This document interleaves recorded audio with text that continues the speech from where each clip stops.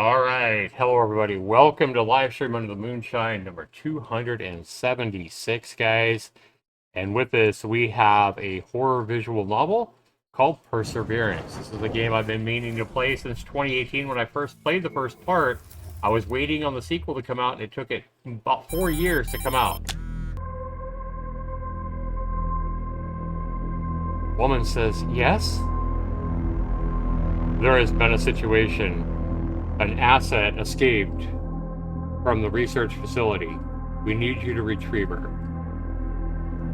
Retrieve? I thought we'd disappear, people. What happened? You will be briefed in more detail shortly. We have our suspicions, but we need to gather more information. Have you finished your current assignment? Wrapping up, sir. Good. We are glad that your training pays off. I apologize if this ruins your holiday plans. I don't like the stillness anyway. It breaks my focus. I'm better off working. Look at all the blood on her. The phone. Kind of creepy already. The music is kind of creepy. Good. Contact your source. Pick up your gear and go through the briefing. Get this over with as soon as possible. You are in for a drive. Am I supposed to bring her back alive? Not necessarily. Understood. Perseverance Part 1. We already got drama. Alright, guys. So, I want to go ahead and thank you for being here. I played this game more than 4 years ago, the first part of Perseverance. It was a visual novel. I remember really liking it and being very anxious and, for Part 2 to come out, because I think it ended on a kind of a cliffhanger or whatever. And I think at the time we were thought by the store page that it would come out in the next few months or whatever. But it took it like nearly 4 years, I think, to come out with Part 2. And now Part 3 is out as well. So the whole game is done. Part 3 is the last part. And we're going to get back into this, guys, and see if this is as good of a visual novel as I remember. And get back into it. Well, let's go into the settings here real quick. I want to go ahead and thank you for being here. Addie is here with me, watching as well. So, Addie, how you doing? Doing good. Okay. So you like good horror stories, is that right? Yes. Okay. Well, let's do this. Let's go a new game here. So, what do you think of the intro? Did the intro intrigue you at all? It did. It. Okay. So, let's jump in, guys. Right. Alright, thanks so much for being here, everybody. Let's do this. My name is Jack. Don't worry. You don't have to remember it. I'm going to die soon anyway. That's pretty grim. I don't write these words to be remembered. I just want to explain how we ended up like we are now. How and why the mankind collapsed. How come I was the one to witness it? To be honest, I just happened to be there when things started to get out of control. I was a simple guy, was born in the mountains, always drawn in by the wilderness.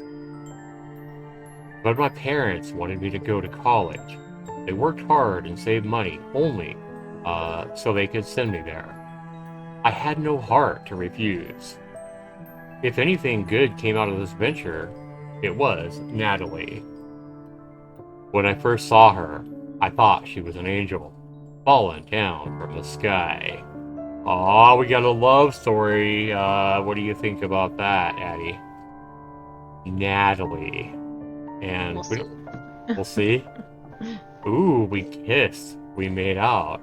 It was like heaven. But as soon as the world opened up before me, another forced me back down to earth. My father was diagnosed with a terminal case of cancer. Oh damn, that's hard. I went back home, back to Grayville, a small town in the middle of nowhere. The one thing that kept this place alive was the nearby military base. Nobody really knew what happened down there, but everybody sure loved talking about it. They said the military conducted human experiments. or that they kept a UFO. Stuff that made kids go and watch, much to their parents' dismay. Wow, look at that expression. But I digress. What you need to know is, my father died. Feels bad, man. I was left alone in my little hometown without any education. I couldn't get a job at the base, and the town didn't have lots of offers either. Okay? Thankfully, my angel didn't forget about me. I don't know, he might be a guy. I don't know. Natalie called. I asked her to come, and so she did. When I proposed, she gave me a serious look and said, "Kneel before me, man." I looked her straight in the eye, smiled, and I just kissed her. I promised I would never kneel before her, and that I would always be there for her. I don't have to tell you that she accepted my proposal. I had to wait for her to graduate. Once she got her degree, I convinced her to move to my part of the world. We got married, and she got pregnant. Twice. In the end, Hope was our only child. So she only had one of the two kids. And her name was Hope. Oh boy. 10 years later, I found myself with another woman. 10 years later, I found myself with another kind of angel. Okay, another woman, yeah. Natalie became the angel of death that wanted my manhood on a platter. Uh-oh. Look at this poor kid, though. That is sad. Because too many kids see this kind of stuff going on in their house all the time. Yeah. Heartbreaking. Stupid as I was, I didn't care. I fought back. Now, I tell you, it's daylight outside. It's dark. The little kid's like, the sun's just going down, guys. You're both right. Please quit fighting. Oh, Jesus. Well, it's kind of funny how people fight over the stupidest shit a lot of times. It is. So Friday, 4:02 in the afternoon, Natalie says, "Are you totally out of your mind?" Look, who's talking? She's just a little girl. A girl. You know how to recognize one of them, right? Damn. Are you serious now? I'm dead serious, and I'm not letting you take our daughter on a hunt. Why? Do you really want her to be this clueless broad who can't tell right from left? Always dependent on other people? You're making her a cripple, which she isn't. She still has time to learn how rough the world can get. She's not a child anymore, Natalie. You should see her when she's out there in the woods. You should see how smart she is and how quickly she learns new things. But you never... But I never what? Nothing. Forget it. I can't believe what you were just about to say. Wow. And that's the thing when you're living with somebody and you know somebody that well. It's almost like you can read their minds, you know?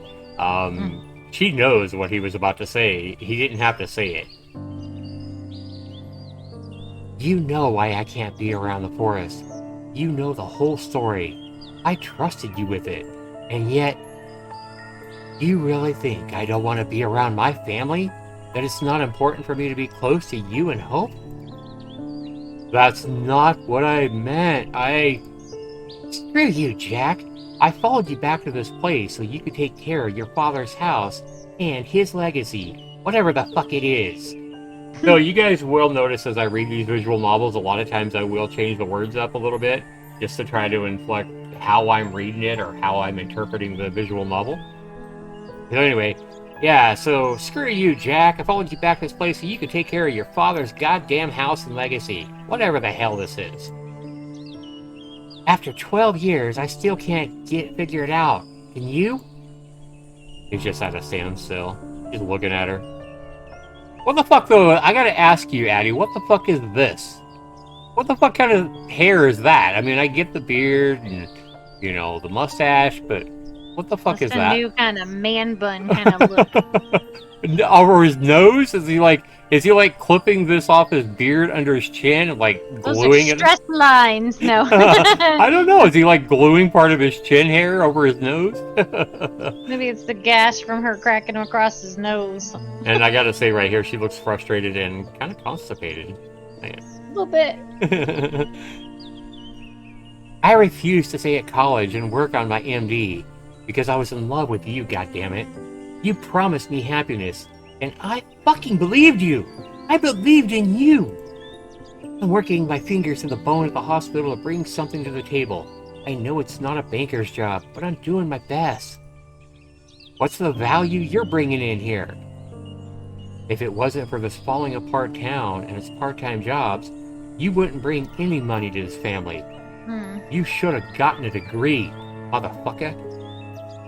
Wow. Wrong. If you had one, you could get a real job. We could stop worrying about money and the mortgage for once. We could be happy again. I could be happy again.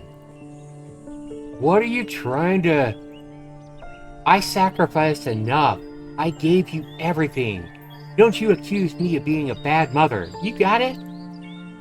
Nat, you know I appreciate everything that you do.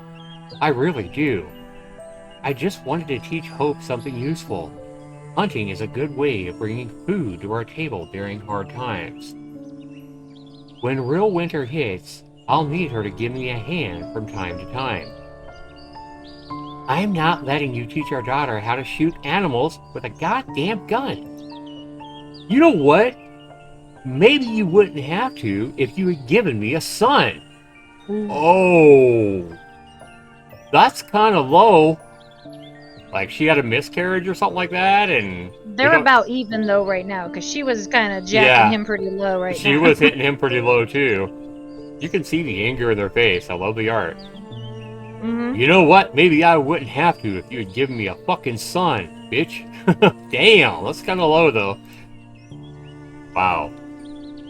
Oh, look, she's crying about that. That hit her hard. There are times when we don't pay much attention to what is really going on. It all comes down to survival. The survival of ego, expectations, and control. The urge to win and gain an upper hand becomes so powerful, it makes us blind to the fact that we're hurting our loved ones in the process.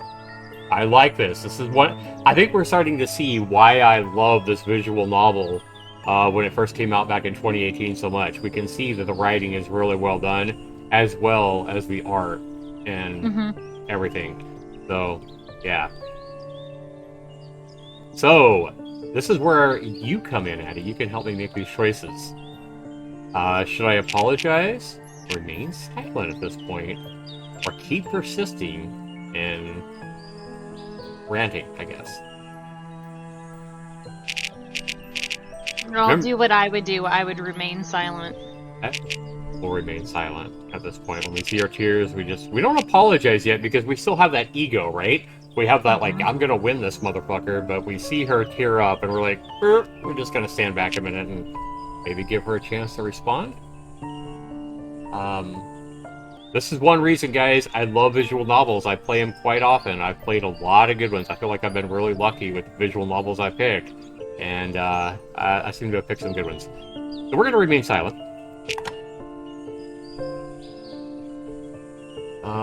Put you on a log like a stone. Jack says nothing. He remains silent.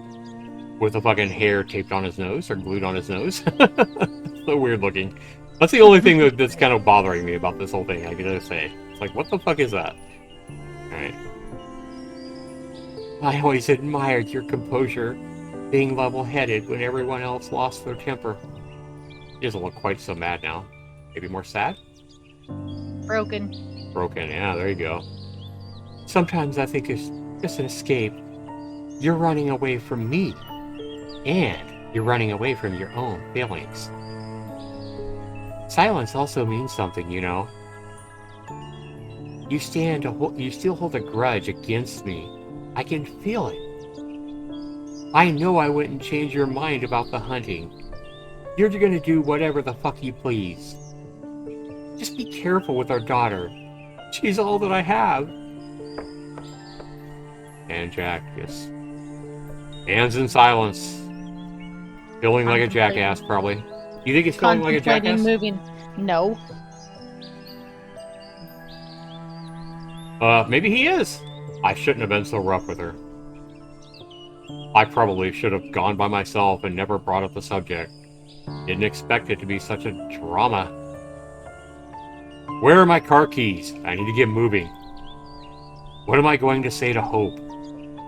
I've already promised her. Hey there, Hope. What are you doing out there? Come on inside. Poor little girl, she's crying. Heartbreaking. Was Mom crying? Mom doesn't feel very well, sweetie. We need to give her some time. I don't know if I like that dishonesty. Like, I feel like when you're that dishonest and you're like, Mom doesn't feel very well. Like, she was listening to everything. She probably heard everything. She knows you guys are fighting. She knows what the fuck you just said to her about not having a son. Like, and she's feeling the pain too. And then you, like, act like she doesn't have a brain. And you say, Mom doesn't feel very well, sweetie. I don't know. I mean, I can't say that I'm a perfect father or anything like that. I'm sure I've done the same kind of shit that people could criticize as well. But when I see it in, like, even in a visual novel, I kind of feel the same way. Like, just be honest with her. Sorry about... Like, what I would think I would say, or to reword this, is like, sorry you heard the fighting. You know what I mean? Would you agree, Addie? I don't know. Yeah. Sorry you had to listen to that. I mean, that's just bullshit right there. Or just say that Mom's very upset. We need to give her some time. Yeah, don't say she doesn't feel very well, like she's sick or something. We need to give her some time. I mean, that part's probably right. It's not true. Why were you two yelling? Is it because I told Mom I didn't want to go hunting with you? Oh, damn. That probably hurts him. These words right here are probably going to hurt him more than anything. I'm just saying. See? And she protected them and didn't tell them that. Yeah, that's true. That's a good point. Yep. See, he's surprised. You don't want to go? But why? Why didn't you tell me? Oh, yeah.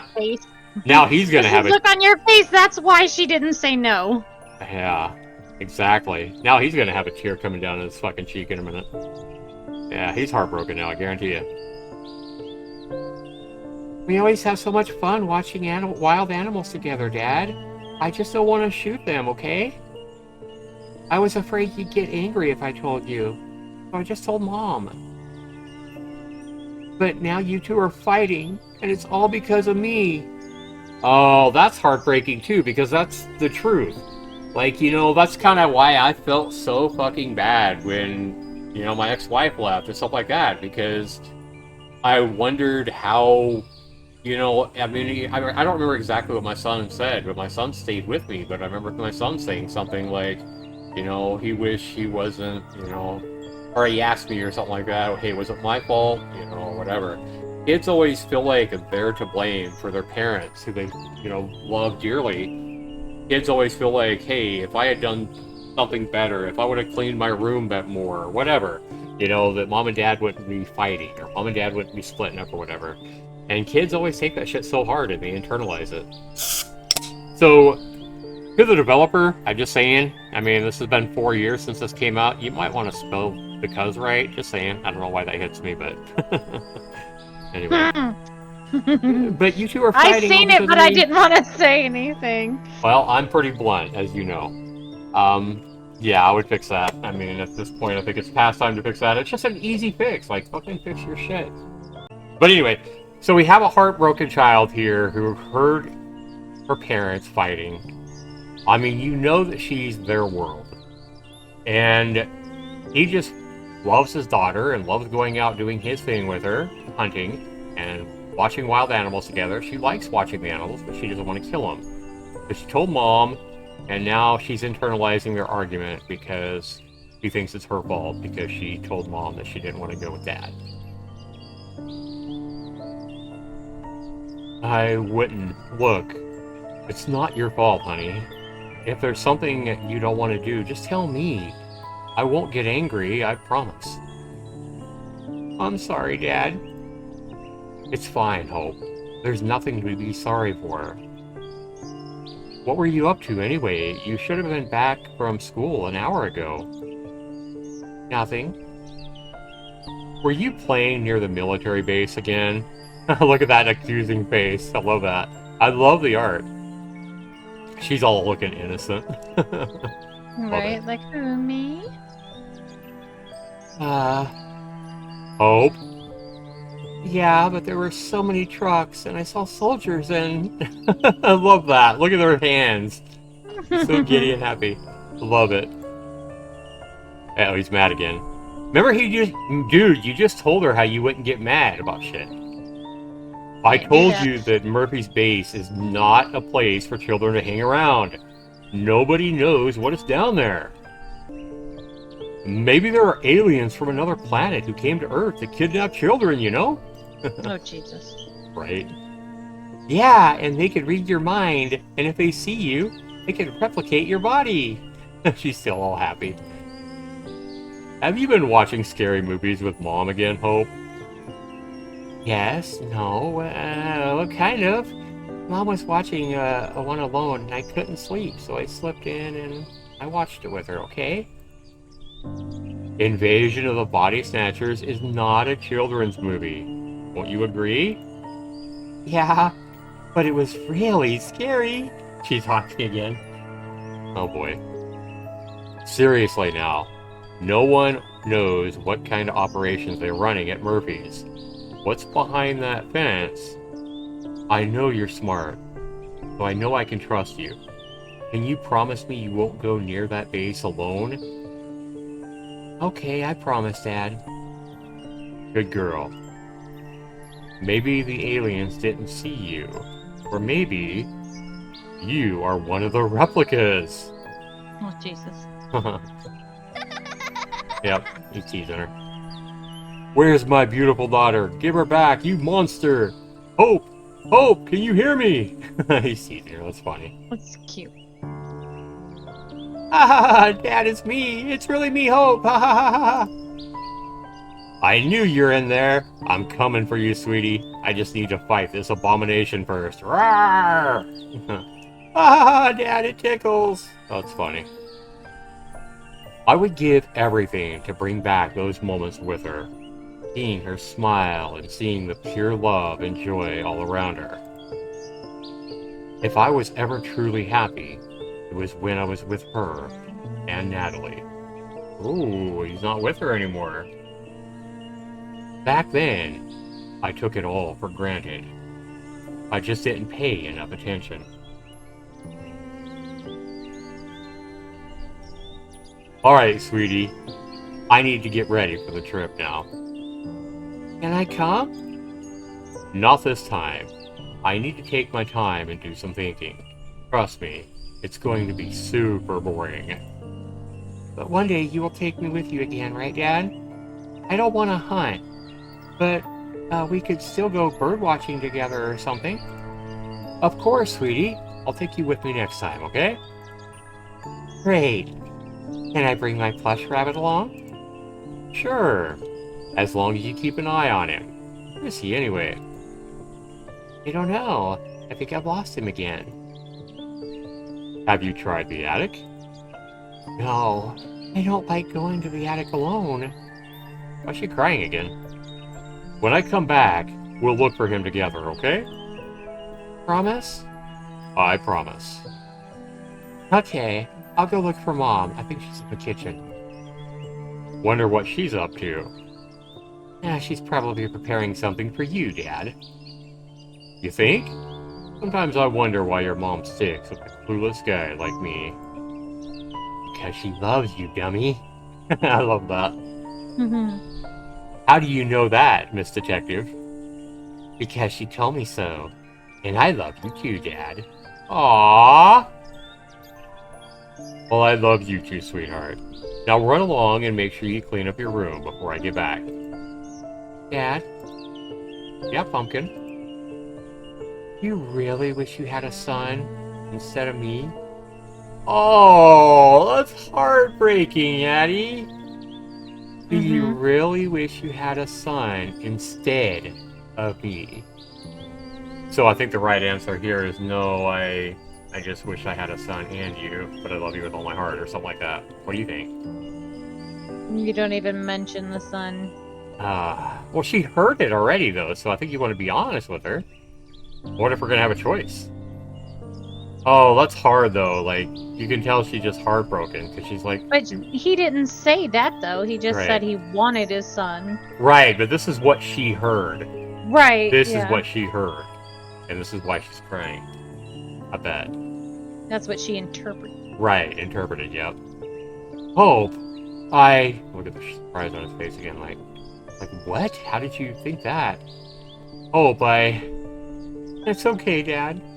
I'll go see how Mom is doing. I'll clean the room before you get back. Aw, man. That's so sad. As she was walking away, I caught a glimpse of a tear. What the fuck? Okay, what happened? Okay. As she was walking away, I caught a glimpse of a tear in her eye. I had no idea of the damage I had done that day. Damn. Damn. Choose your words wisely. Very true. Words can... I think there's a lot of truth in, that saying that, like physical bruises or whatever go away, they heal. But sometimes words never heal.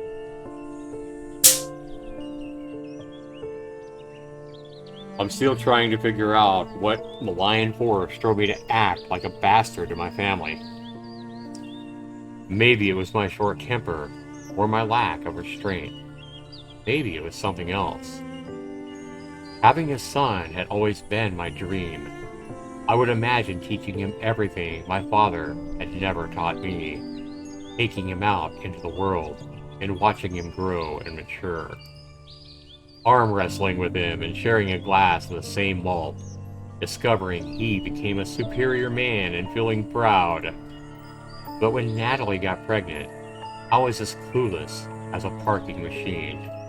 We lost our unborn baby. I messed up and lost my chance of becoming what I had been destined to be, a father to a son. So I had messed up and lost my chance of becoming what I had been destined to be, a father to a son. Alright. The reason I'm sharing this with you is because I want you to realize that things which really matter in life cannot be bought, borrowed, or made. Okay, guys, at this point right here, the reason I'm sharing this with you is because I want you to realize that things which can really matter in life cannot be bought, borrowed, or made. They just appear and disappear as soon as you stop taking notice. Okay, so real quick here, guys, I want to go in and I want to have you guys take a look at my son and I's profile on Steam. And I know I put this up there not long after I created this Steam account. Hang on. If Steam would actually work and load properly. There we go. Alright. So my son and I share account that we share. The reason I'm sharing this with you is because I want you to realize that things which really matter in life cannot be bought, borrowed, or made. Jack. Perseverance. So that quote hit me so hard back in 2018 that when I first played this, that I put it on my son and I's profile. So that's what I just wanted you guys to see. Pretty good quotes. It is. It's good. Once these things are gone, it's impossible to bring them back. It's hard for me to see Hope like this. I know she wants to look tough when she's around me, which should be more often. I'll look for her plush toy once I get back. I know she's very attached to it, and no wonder, Mr. Rabbit has been with us since forever. So it's Poggers. It's a stuffed Poggers. Aww. Wonder where she lost him this time. He gets distracted sometimes. Anyway, I need to go get ready. I got a 2-hour drive to make, and it's already getting late. Having a wood house is great, but driving to the country's edge can get tedious. I should drop by Bob's gas station and pick up some supplies. I make you some sandwiches for the road. A surprised look on his face again. Thank you, Nat. I wanted to tell you that I'm really hurt by what you said earlier, but I don't want to talk about it right now. Oh boy. You really got me thinking, Jack. Thinking about you, about us, and thinking about our future. That's not words you want to hear from your wife. That's for sure. Nat, let me finish. I realize that I'm responsible for my own happiness, and I shouldn't burden you with that. I've decided... What did you decide? I decided I'm going back to my studies, and that I want to get my final degree. This is what I've always dreamed of, after all. I remember you mentioned that a while ago, but I didn't think you were that serious. Are you... Why wouldn't I? For starters, this is a huge decision.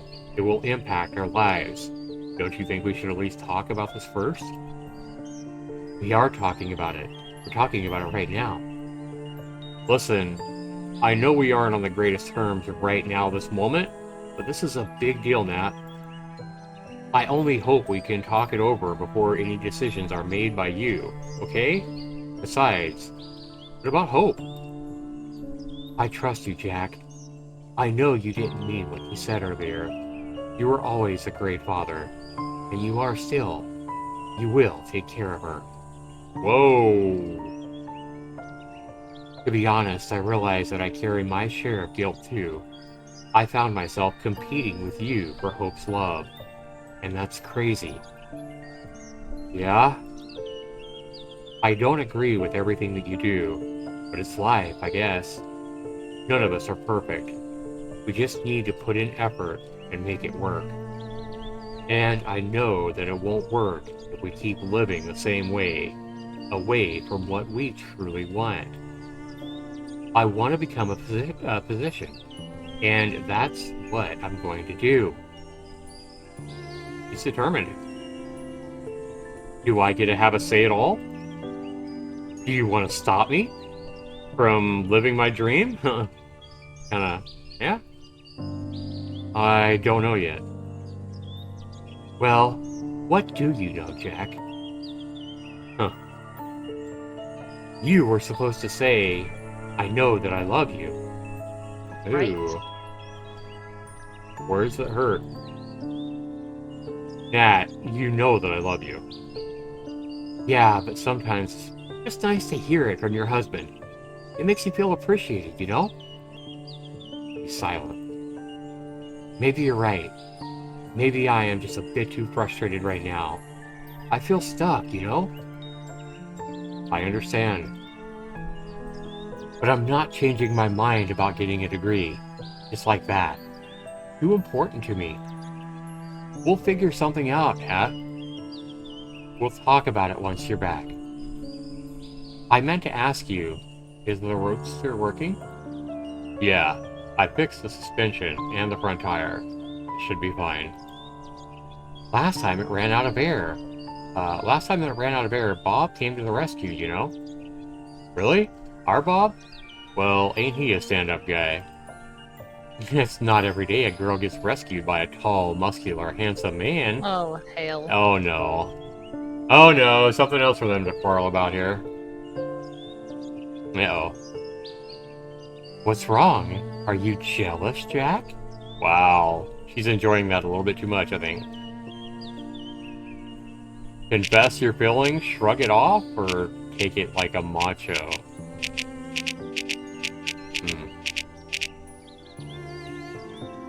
What are we gonna do?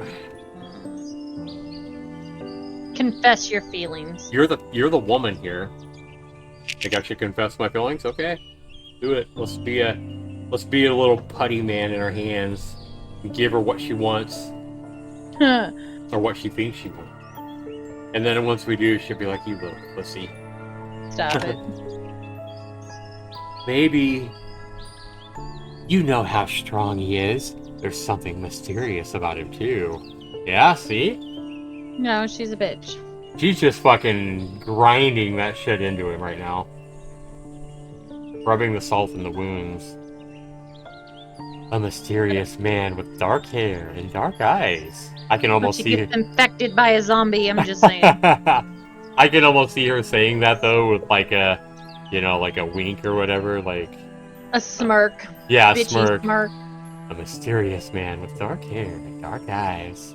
While he's just fucking boiling inside. I was watching him change the tire with his big hands. Oh shit. Oh shit. He seemed so powerful, yet so gentle at the same time. He was so focused and determined to do his job. Oh, just thinking about him makes me... Oh goddamn. Makes me what? Stop torturing me, woman. Exactly. She's really being a bitch here, I think. You are jealous after all. It's so cute. Fix your goddamn grammar, Dev. Goddamn. I need to get ready. Yeah, I've got to run some errands too. Don't forget your sandwiches. I won't. Thanks, Nat. I do love you. I know you do, Jack. Call me once you reach the cabin, okay? Alright. Wow.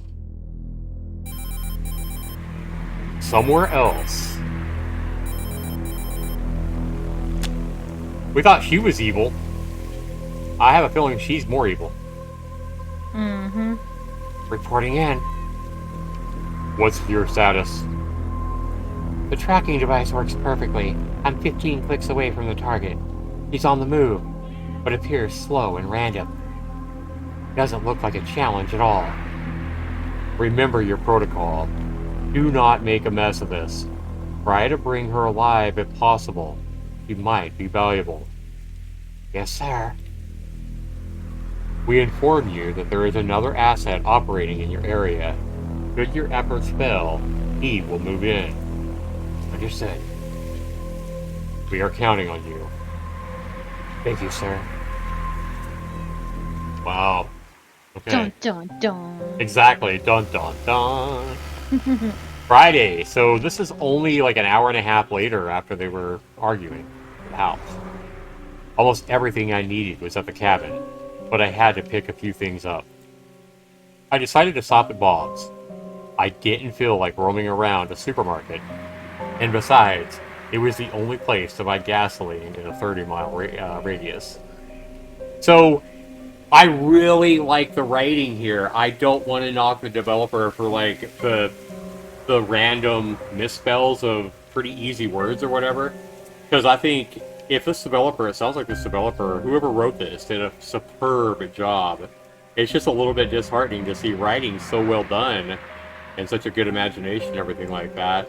It just feels like it's kind of shattered a little bit by the Right. grammar mistakes. I don't know. Most of the words are spelled right though.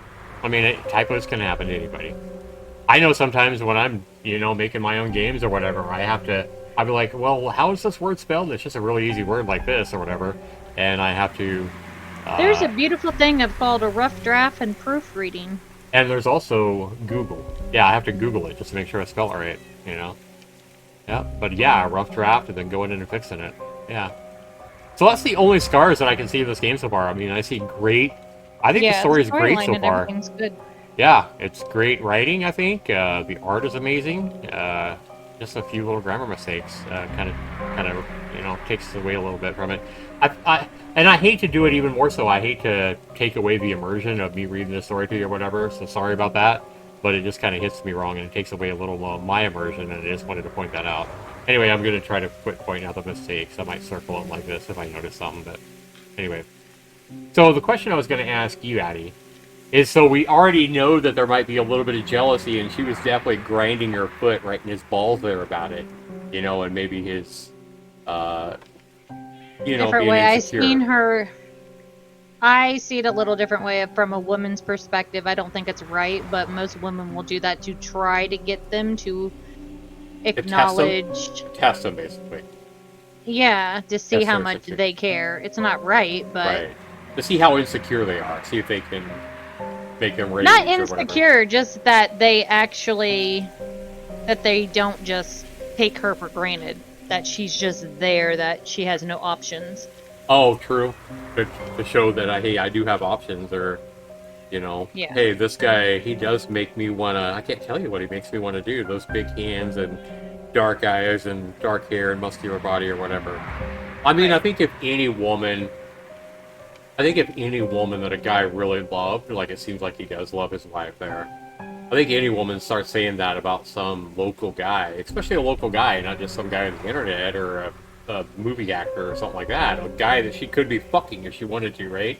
I think that if any woman was kind of saying that kind of shit about some guy that, the guy might even see as more attractive than himself or whatever, or be insecure about or whatever. I think if any woman started saying that kind of shit, it would definitely make the guy feel a little jealous or insecure or Right. whatever. A little bit of jealousy is good, but not a Yeah, lot. yeah, and don't egg it on. I mean, I don't think that's a very loving thing to do, especially after you're married. Maybe early in the Exactly. relationship, but not after you're married and you have a child together. But then again, we go back to that argument. He hit her pretty hard by saying all I wanted was my goddamn son, and basically said you fucked that up, or whatever. All I Right. want, So he belittled her as a yeah. woman. So she's probably trying to get back at him. Of So course. the question is, as he pulls in here, do you think he's going to say anything in jealousy or insecurity to this No, guy? I think that was just a part. Okay. Because I don't remember, honestly. I played this back in 4 years ago, but I don't remember. I also like the owner, Bob. But Bob wasn't his real name. But it was how he introduced himself to me. He told me his real name once, but I wasn't even able to pronounce it correctly. Oh, so this is like a Jean-Claude Van Damme kind of guy or something, huh? Just says Bob because it's easier. His shop was the only place where you could score proper booze. The temptation was firmly there when I approached the door, and I struggled with it. On the one hand, alcohol would sure help me relax. On the other, I'd have to spend all my money, which I had little to begin with.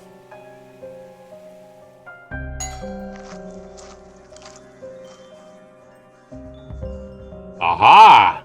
Fabio! Okay. Jack's like, hi, Bob! Jack, good to see a familiar face. Like you see any other faces in here, Bob. You'd be surprised. I doubt I've seen as many new people as wait a minute. I doubt I've seen as many new people as during the last 2 weeks here. Well, how come? Beats me. Ever since they built the highway, there was almost no traffic around here. Especially at this time of year. He looks like an Indian, don't he? Yes. But hey, who am I to complain? More customers, the more money that comes in. Anyway, what brings you in here? Are you off for a trip? Yep, I feel like I need some time off, Where's Hope? Isn't she coming with you? Not this time. Oh, that's a first. I thought you were trying to teach her, like, survival skills, and she really seemed into it.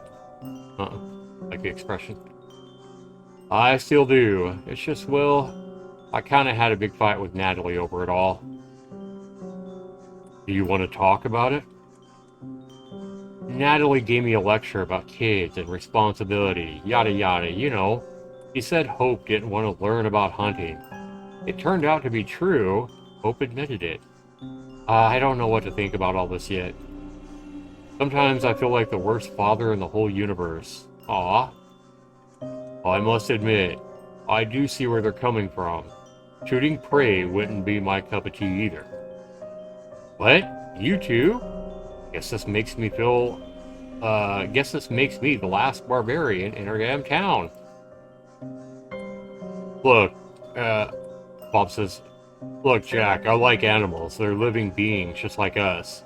Instead of killing them, I would rather protect them and just admire their beauty. You know, I wanted to become a vet once, but it didn't work out. I'm still paying off a painful loan for trying. Ha ha ha ha. Hunting isn't only about killing. It's about going back to your primal self. It's about tapping into your true instincts. It actually teaches you to respect nature. Well, maybe. It still ends up with the animal dying, don't it? I believe you can have another kind of strength. For example, Natalie seems to be pretty strong and capable enough to provide for both you guys. Even though I doubt she has ever shot an animal herself." Damn, it almost sounds like he admires her too, don't it? Natalie seems to be pretty strong and capable of providing enough income for all you guys. Yeah, because that's what guys want to hear, is how the woman can belittle her man. Right, exactly. Yeah, about that. Aren't you and Natalie getting a little too familiar with each other? Wow, we were just talking about this, Addie. We said... He brought it up. I didn't think he Yeah. would. Yeah, and he did bring it up. But then again, he might not have brought it up if he wouldn't have been like, "Oh, Natalie's a fucking..." He made it. He opened it. So. Yeah, he was the one that said Natalie's a fucking awesome, you know, basically. So yeah, about that, aren't you and Nat getting a little too familiar with each other? Bob? What do you mean?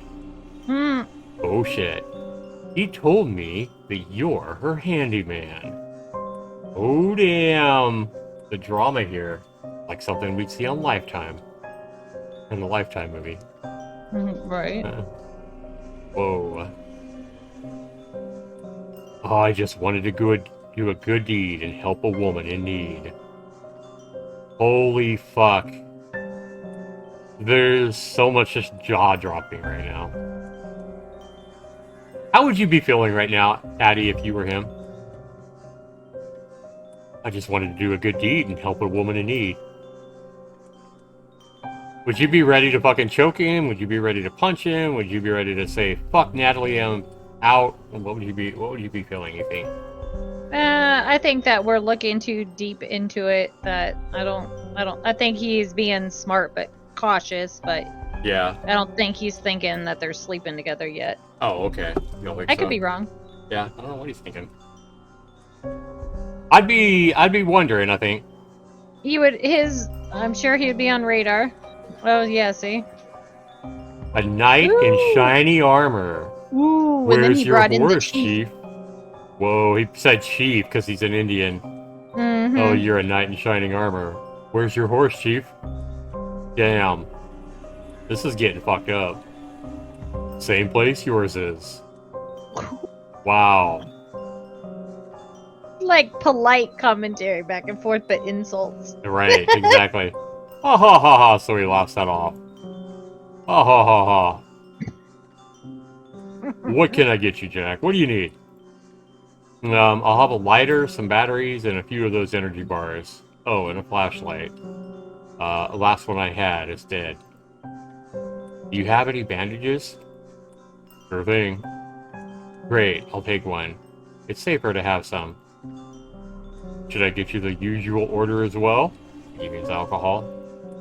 Probably. Actually, I think I still have some left in my cabin, but... buy more booze? We're gonna say don't buy it, because I don't drink. I think you would say the same thing, right?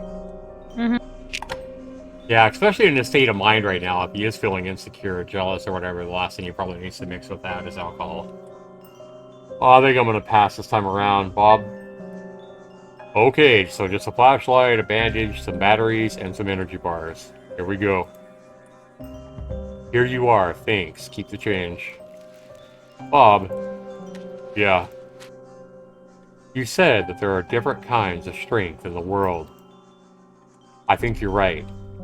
And I want my daughter to have all of them. I want her to be ready for whatever life throws at her. You're a good man, Jack. Your heart is in the right place. Just need to find your way. I gotta do my best, I guess. Have a good one, man. Bye, Chief.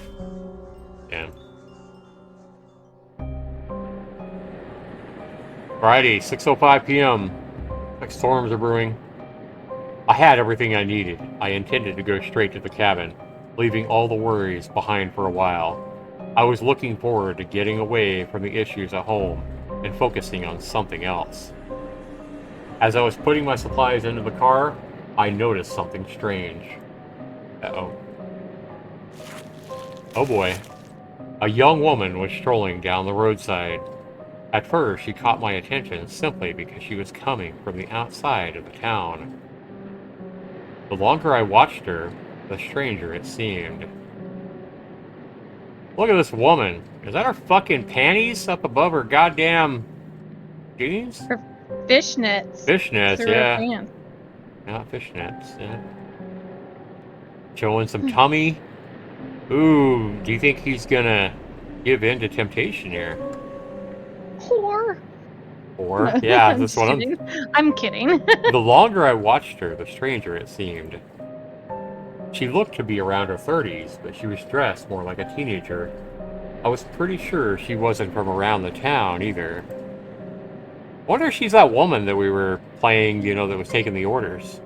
Ooh, good job. I couldn't figure out what she was doing out there all by herself. Her clothes didn't suggest that she had come for a hike.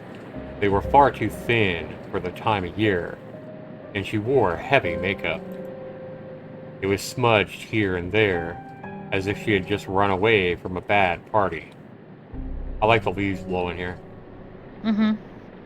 I thought that maybe her date went south and some guy threw her out of his car without a warning. She looked confused, but strangely enough, she seemed happy at the same time. I decided I might as well talk to her. I mean, would you be curious too? Oh boy. No, keep it moving. Be polite or question her? Be polite. Hello, miss. Well, hello, angry mister. Angry mister? Angry? The fuck? Hello, The angry thing mister. on his nose. Yeah, there you go. It's the thing on his nose. I'm not angry. My name is Jack. I'm Jane. Is everything alright? You look a bit lost here. Well, I guess I am. Where am I? We're in Grayville. Oh, wow, and I never heard of it. Is it pretty? Wow, aren't you a little, worried? How did you get here? I don't know, really. Should I be worried? I have no idea. How come you don't know how you got here? I'd rather not say. It's a little embarrassing. Oh, you can tell me. I might be able to help you out. Well, to be honest, I have this condition. Sometimes I forget things. Like literally. It's what happens if you live the way I do. Which is, I don't make much waitressing, but sometimes I volunteer to take part in a test. Do you know what a test is? Not really. You know, when a pharmaceutical company wants to introduce a new drug to the market, or a bunch of shrinks want to take a look into your subconscious, You sign some papers, you swallow some pills, you get examined, and you get paid. Pretty simple. Unless you die in the process, Or you get invited to a random location where they put you with other people in an unusual situation. And then they observe your behavior in the group, and they file some papers. I'm basically a part-time lab rat, you could say. Still doesn't explain how the fuck you got here. I walked for the past couple of miles. Some random guy picked me up and dropped me off here. And prior to that, I guess I was taking part in the test. I think it got something with food. I think it has something to do with food. What was it about? I told you, I don't remember. Besides, you're asking way too many questions here, Jack. Is there someone we could call to maybe ask to pick you up here? That's another question. You've got a point. I guess we could call Jeff, but I doubt he would pick me up. Who's Jeff? My cat? I like that. My cat. Jesus. Yeah, I don't think the cat's gonna pick you up. Okay, it seems that you're doing just fine. I'm hungry. Uh-oh. I'm gonna be going now. Wait, there is one thing you could help me with. Yeah? I'm a little cold. Oh boy, could you cuddle me? Give her your jacket, give her some money, or don't give her a thing. I'm gonna let you make this decision. Okay.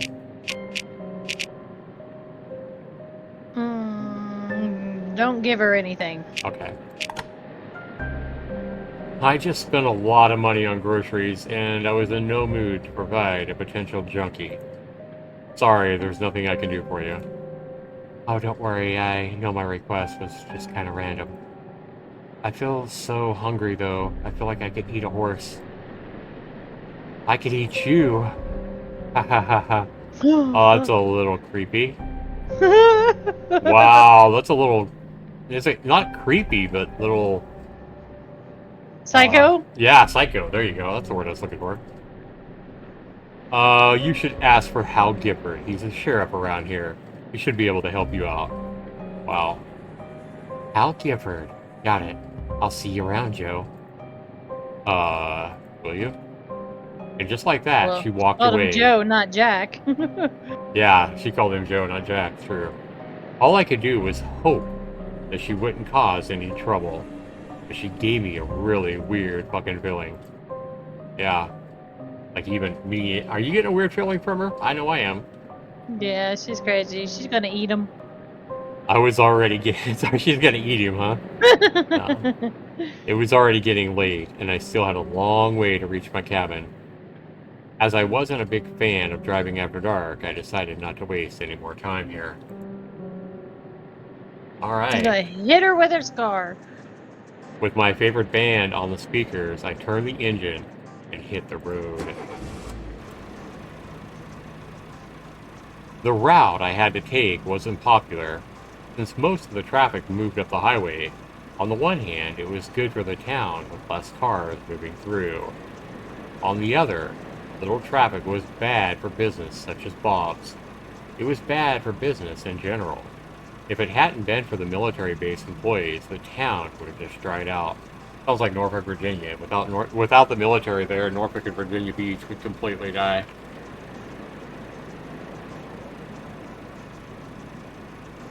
A few miles out of the town, I saw a woman. Another woman? What the fuck? Oh, this is that gal we saw, I think. Look at her. She was leaning back against her car, smoking. Yep. She appeared relaxed, enjoying the moment. How about the music? You can tell. Right? You can tell something bad's about to happen. Or that she's a bad, bad girl. She's gonna eat him. Yeah, she's gonna eat him. The other woman's gonna hold him down while she's gonna eat him. Seeing her in the middle of nowhere, chilling, gave me a funny feeling. She seemed to be okay with being by herself. I thought I could use company like that. Oh boy. Don't stop, dude. Back then, I assumed that she was just another solitary soul passing through, never to be seen again. I began to understand what Bob had talked about, seeing all the new people and all. For a second, I thought about stopping and enjoying a smoke with her. It's not like it would be cheating or anything, would it? Oh, never mind that. Before I had a chance to make up my mind, I passed her and just kept on driving. I think that's a smart, very smart decision. I had no idea what was coming for me. Oh boy. It took me forever to reach my father's land. I was tired, and I didn't know why. For a second, I thought about the woman from the gas station. What was her name again? Oh, Jane. Weird one. That one was really weird. I never actually met somebody who got involved in various tests and experiments for a living. Oh, here, wolf. The forest had always given me a sense of peace. My father had bought a large piece of land back when he was in his 20s. I wasn't sure what had been his idea for it, but since he was gone, the land belonged to me now. If I had known any better, I would have started a plantation of some sort, or chopped down part of the trees and sold them to the highest bidder. But I knew that there was something else about this place, or about that cabin, and about that cabin. I couldn't put my finger on it, but I was drawn to it like a bee to a flower. Okay. 20 minutes later, I finally reached the cabin. Hidden deep in the woods, it was nearly out of reach. It was a place where I could cut off the constant noise. That was exactly what I needed. The sun was down already. I stopped in front of the door to enjoy the silence. I could have helped that woman at Bob's station.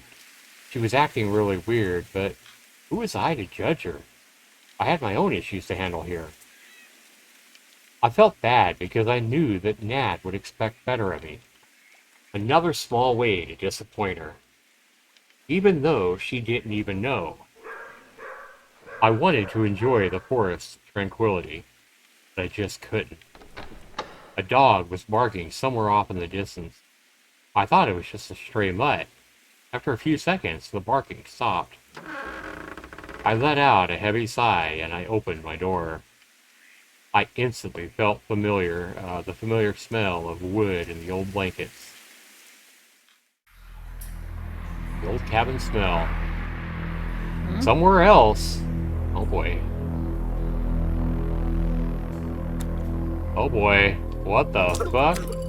Oh. Alright, so this is 7:17 p.m. First thing I did was find some matches and build a fire. It was a long time since I had stayed at the cabin. The air inside had gone stale. The furniture was covered in a thick dust. Judging by the smell, a fungus had crept in somewhere. It felt like home. I like the cracking of the fire. Yeah. I didn't have the energy to take care of it. As soon as I got inside, all my weariness caught up with me. I tossed my bag on the bed and sat down beside it. The worn-out wood creaked under my weight. I can imagine that. I thought that I'd finally have a chance to relax, but I was wrong. As soon as I sat down, my phone started to ring. I'm gonna bet it's Natalie. What do you bet? Probably. The usually cheerful ringtone was now missed. Wait a minute, it was almost painful to listen to. I remember the times when you needed to walk around the house to get a signal.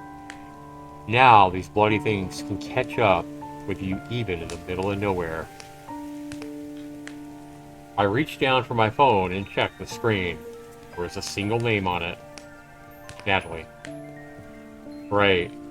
I was supposed to call her. Was it already time for an aftermatch?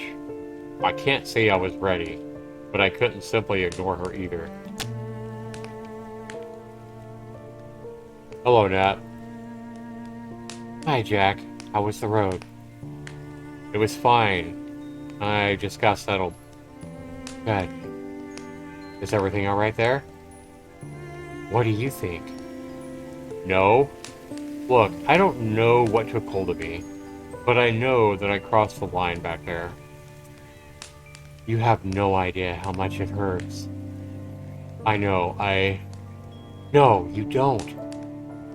Because he said I know. No, you don't know. Alright, listen. I don't want to fight anymore, Nat. I'm tired. And... Yes, I know. There's too much on your mind. There's always something more important than working on our problems. I am trying to work on our problems. And how are you planning on doing that? All by yourself? You don't talk to me, Jack. Have you ever thought that it might be worth it to include me in the process here? They're fighting again. You know what, Jack? You can be so selfish sometimes. You seem to be blind to a very simple, yet profound truth. What are you talking about? It's not only about you. Not anymore. Think about it while you're out there, will you? Anyway, the hospital just called. Apparently they got some hard junkie case over there. I need to take a nighter and put Hope to sleep early. Is she going to be okay? Alone? Yeah, don't worry. I asked Hal to check on her later. He said it's fine. When Hope's out, she's out for good. Speaking of the little devil, he wants to talk to you. Hold on. Oh boy. Hi, Dad. Hi, sweetie. Mom said there was something on your mind. Yes, I was thinking very hard about hunting, and I came up with a great idea. Listen. I'm all ears, honey. What if instead of shooting animals, we just catch them? We can later bring them home and tame them in the backyard. That sounds like something a kid would say, doesn't it? That was shit that I did. Yeah, that's funny. I brought a raccoon home. There you go. I did. I brought a raccoon home when I was a kid. A wild animal. And she's talking about, like, you know, deer, and bring deer home and put them in your backyard. Raccoons and rabbits, yeah. That's funny. I would take such good care of them, and... Oh, sweetie. Wow. Fuck. What do you think? Be truthful? Be the realist or Be the yourself, realist, or just make her happy. Make her and happy, just, yeah. It's a great idea. Yeah, I think we're gonna make her happy. Fuck it. Well, that's a great idea, Hope. It really is. You'll learn. Because I'm thinking, just fucking let her dream now while she's a kid, and, you know, she'll get older and she'll figure it out as she gets older. Right, yeah. You don't have to be so You don't have to be a with dick kids. about everything. It was an awful lie, I know, but hearing how proud she was of her idea, I simply couldn't bring myself to break it to her. Sadly, I'd always been a poor liar. Uh-oh. You don't sound very convincing, Dad. No, a tear in her eye again? Cries about everything. Toughen up, That's girl. more just to show that she's Yeah, sad. she's sad. Yeah, that's true. Well, you see, we can't just tame wild animals. They're much happier in the wild, Hope. That's where they belong. Then maybe we could at least get a dog? There you go. I always wanted one. A dog can protect me and Mom if something scary happens. And he could be my best friend. Hey, they say dogs are man's best friend. I agree. I think that's a great idea. Uh-oh. Hope, we've talked about this already. A dog is a huge responsibility. And with me and Mom working, we wouldn't be able to take care of it properly. Oh, now he kind of sounds like a dick. Like, give your daughter a damn dog, man. Let her take care of it. How old is she, anyway? I can take care of it myself. Maybe this way Mom could come home on a trip with us. She wouldn't be so scared of the forest if there were a big dog next to her, you know? We'll talk about this when I get back, Hope. But, Dad... Anyway, I heard you'll be staying home alone tonight. No scary movies, okay?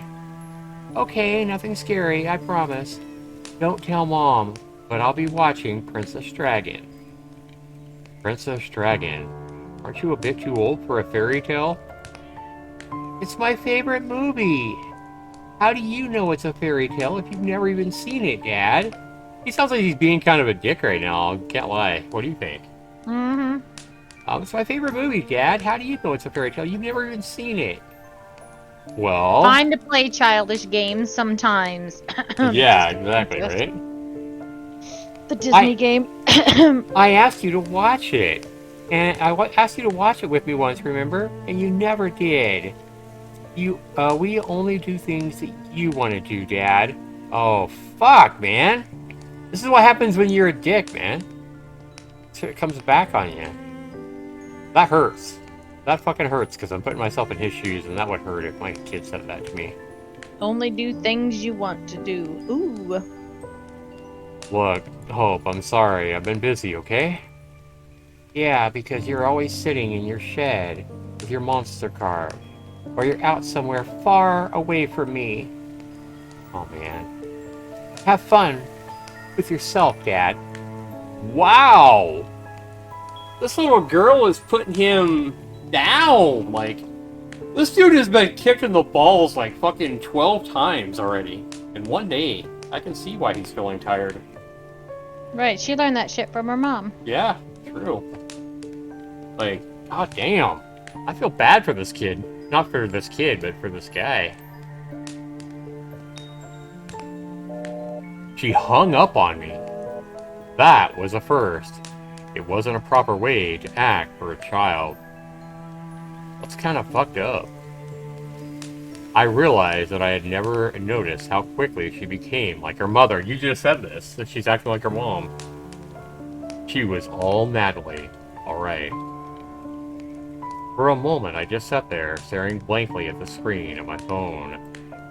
As soon as I had nothing to really focus on, all the thoughts I've been trying to suppress throughout the day started to come up.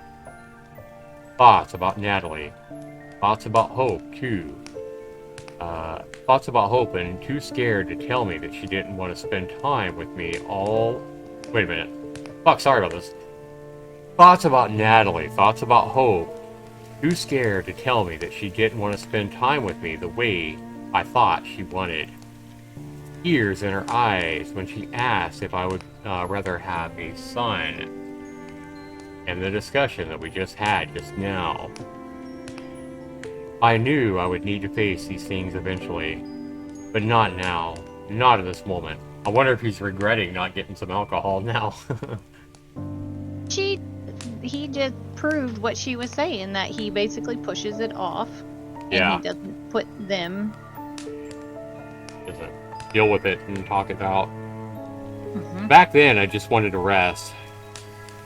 Was that too much to ask for? Just a fucking rest? With a heavy heart, I got up and started searching for my loyal companion. I found her lying behind the bed, waiting for me. The alcohol. If I had known that so many thoughts would catch up with me, I would have bought an extra one when Bob had suggested me to. Yep. The bottle felt heavy in my hand, full of the golden liquid. I looked down at the label, only to notice something unexpected. Uh-oh. We're hearing a dramatic music in the background now. Hey, look, old man. Isn't this your favorite brand? Whiskey. Bottle. Jack Daniels. These days, thoughts about my father rarely cross my mind. Oh, so he's imagining his father. So when I saw the label, I couldn't help but smile. How many times have we drunk together? Twice? Bottle says nothing. Once for my 21st birthday, and once again when I came back to take care of you, Dad. You promised to drink with me again when my first child was born. You ran out of time, old man. I knew that if I took a sip, this conversation would go south, and that's why I decided to go to sleep. Abstainer achievement. That was too much excitement for one day. I don't feel like indulging myself in a drunken trip down memory lane any longer. Besides, I was looking forward to some quiet time the next day. I put the bottle away and I dozed off. Yeah, you said you're already tired, so why mix alcohol with your emotions right now? Somewhere else. Oh boy. Reporting in. What's the status? He's on the move again. Wait a minute. I don't know why it keeps doing that. He's on the move again. I found her tracking device. It looks like she ripped it away with her own teeth. Wow. She ripped the tracking device away. Girl in the bathroom. Yep. I've spoken with a guy who saw her at the local gas station. Seems we got tangled up with the local authorities. Nothing that I can't handle. This better not influence your schedule. It won't, sir. Good. You have 24 hours to contain the situation. Keep a low profile. Yes, sir. The additional asset has been involved, by the way. Once the target is contained, we'll have another task for you. Understood.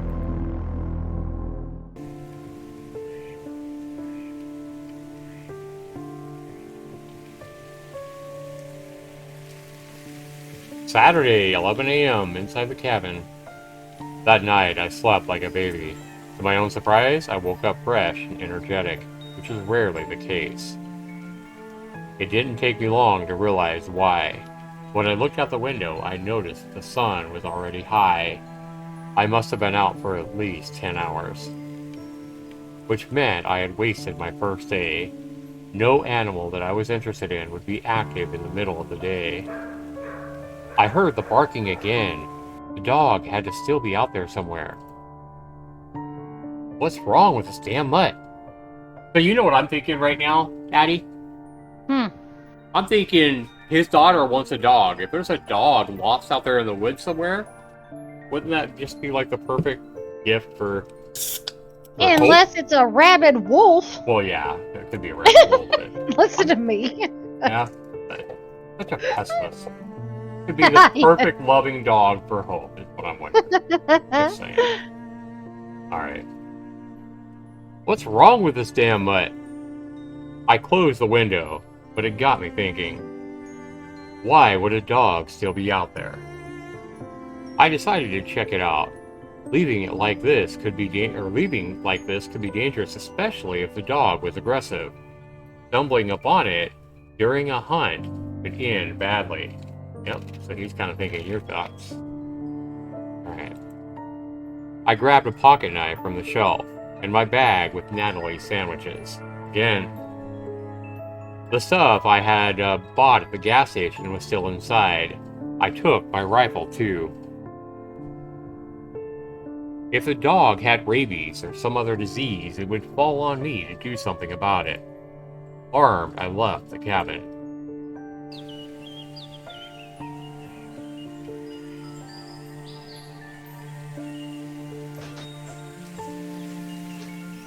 "1:47 p.m. in the forest.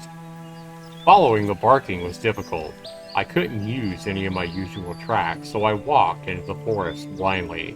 Whenever the dog went silent, I was left without any clues about where to go.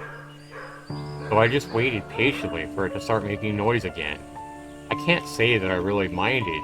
In the end, a chance to spend time surrounded by nature like this was the exact reason why I had come to the forest in the first place. Fortunately, but oddly at the same time, it seemed like the dog wasn't moving at all, like it was just sitting there, barking the whole day away. Wandering through the forest took me about 2 hours. It must have been long past noon when I finally found it.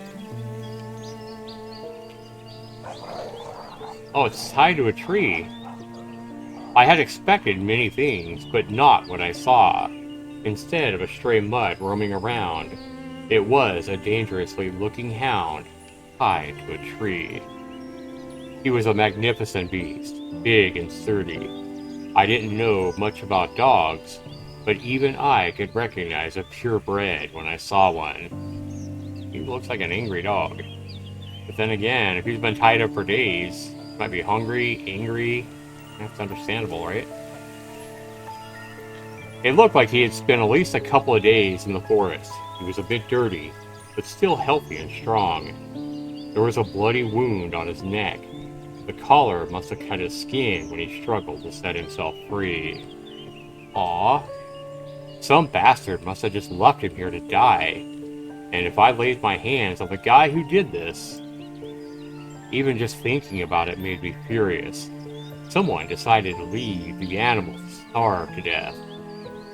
Like he couldn't leave it at a shelter or something? Why? Out of shame?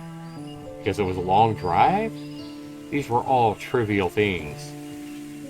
And yet, there we both were. I don't remember this at all. Like I say, I just remember playing this game and liking it. I don't remember much of this at all. Hey there, buddy. Dog, look how mad he looks. Damn. He said, I don't trust you humans. Ah, true. Okay, easy now, bud. Easy. I tried to approach the dog, but it turned out more difficult than I had expected it to. I had to focus on keeping all my fingers intact here, right? First of all, I had to free him from the tree somehow. Touching the collar was out of the question. Tinkering with it at this point would cause him too much pain because of the cut on his neck. Cutting the rope seemed to be a better option, but I couldn't do it without getting closer to the dog. I needed to somehow gain his trust. Approach the dog head on, or approach the dog from the side? What do you think?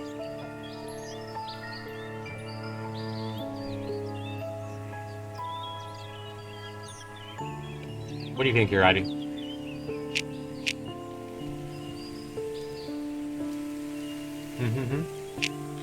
Are you muted?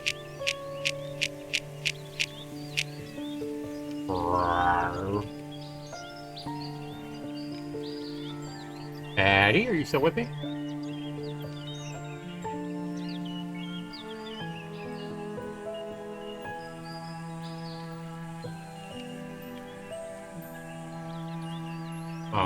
Addie?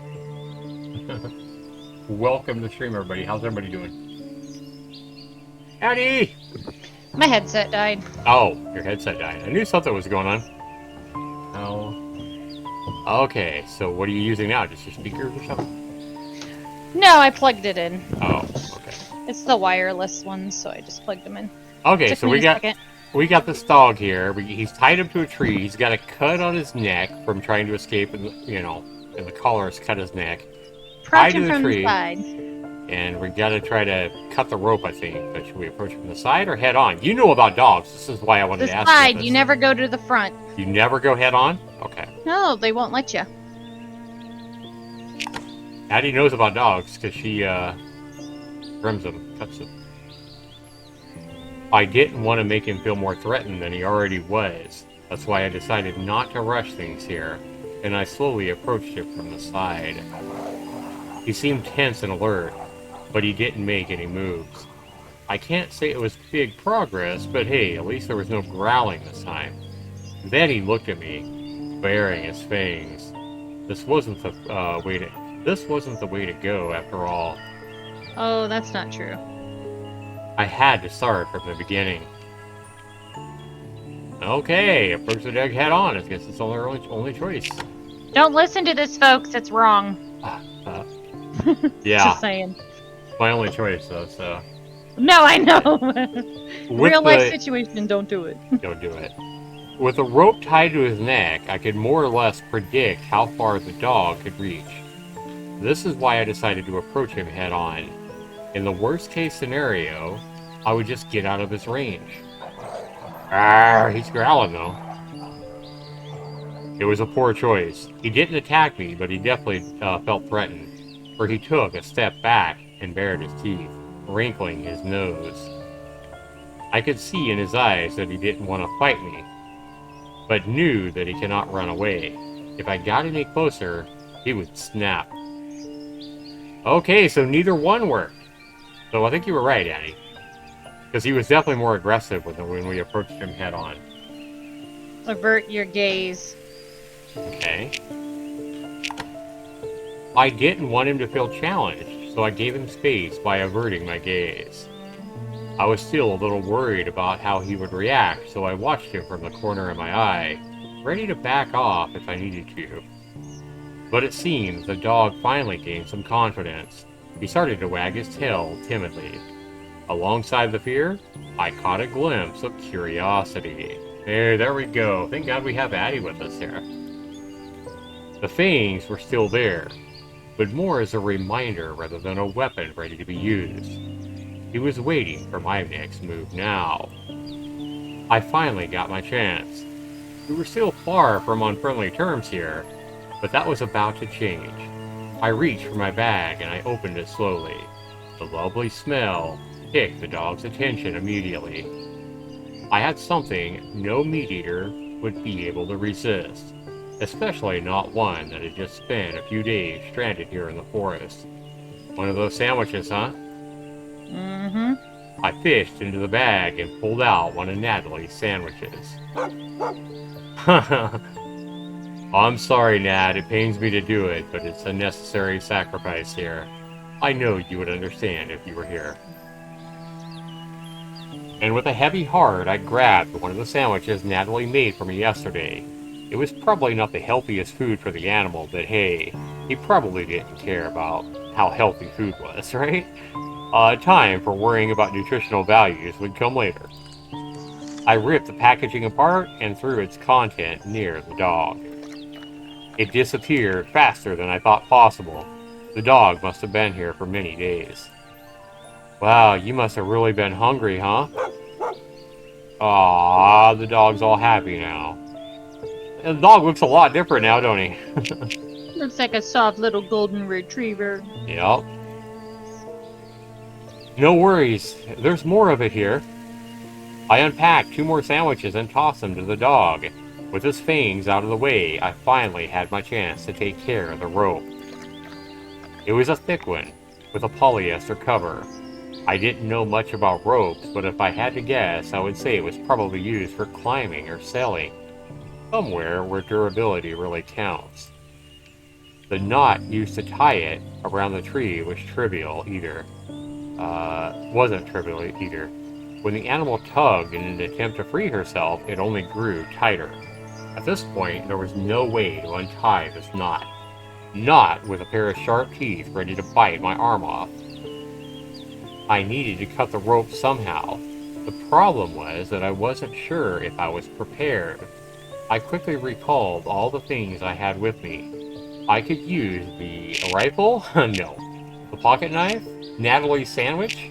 The flashlight? The energy bar? Or the batteries? Get knife. Yeah, I mean, this is an obvious. Yeah. Or, I mean, you could try the rifle, but... Yeah, that would startle the fuck out of the dog, too. and miss it, or kill him. You know, whatever. Right. It was the obvious choice. I mean, what else is a knife for? Hope it's sharp enough. Sadly, it wasn't that easy. That's what I just said, it's hopeless sharp enough. The knife was pretty dull. Still useful for things like opening cans, but not so much for cutting.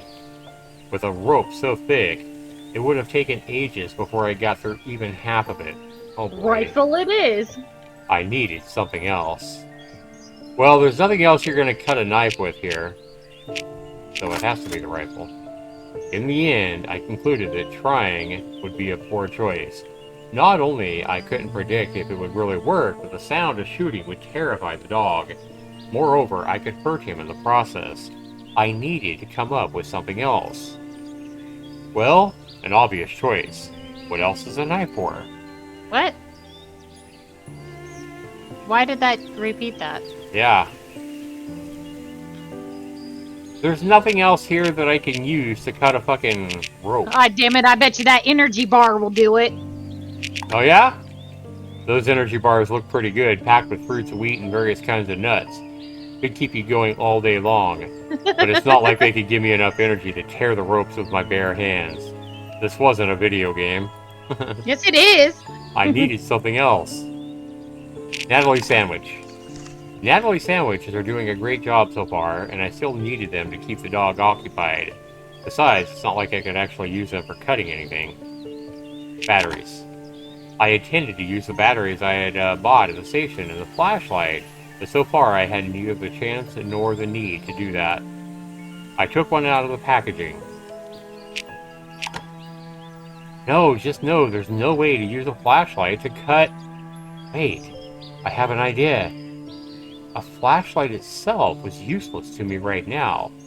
But the light bulb could be used for various things. Starting a fire was one of them. Ah, didn't think of that. Pretty smart there, Jack. I took the flashlight apart and picked the bulb. I had all the things I needed now. Now was the time to set my plan in motion. Using the pocket knife, I broke the light bulb to expose the tungsten filament. Then I placed it under the rope and carefully touched the base of the bulb with the battery. The filament lit up immediately, and the heat allowed me to melt the cover of the rope, which made cutting so much easier. As I was cutting the rope... he's a MacGyver. Yeah, this is like a MacGyver type show, exactly. Okay, my bad. So I guess he burned like the wax around the rope, the hard wax or whatever. Good lord. Okay.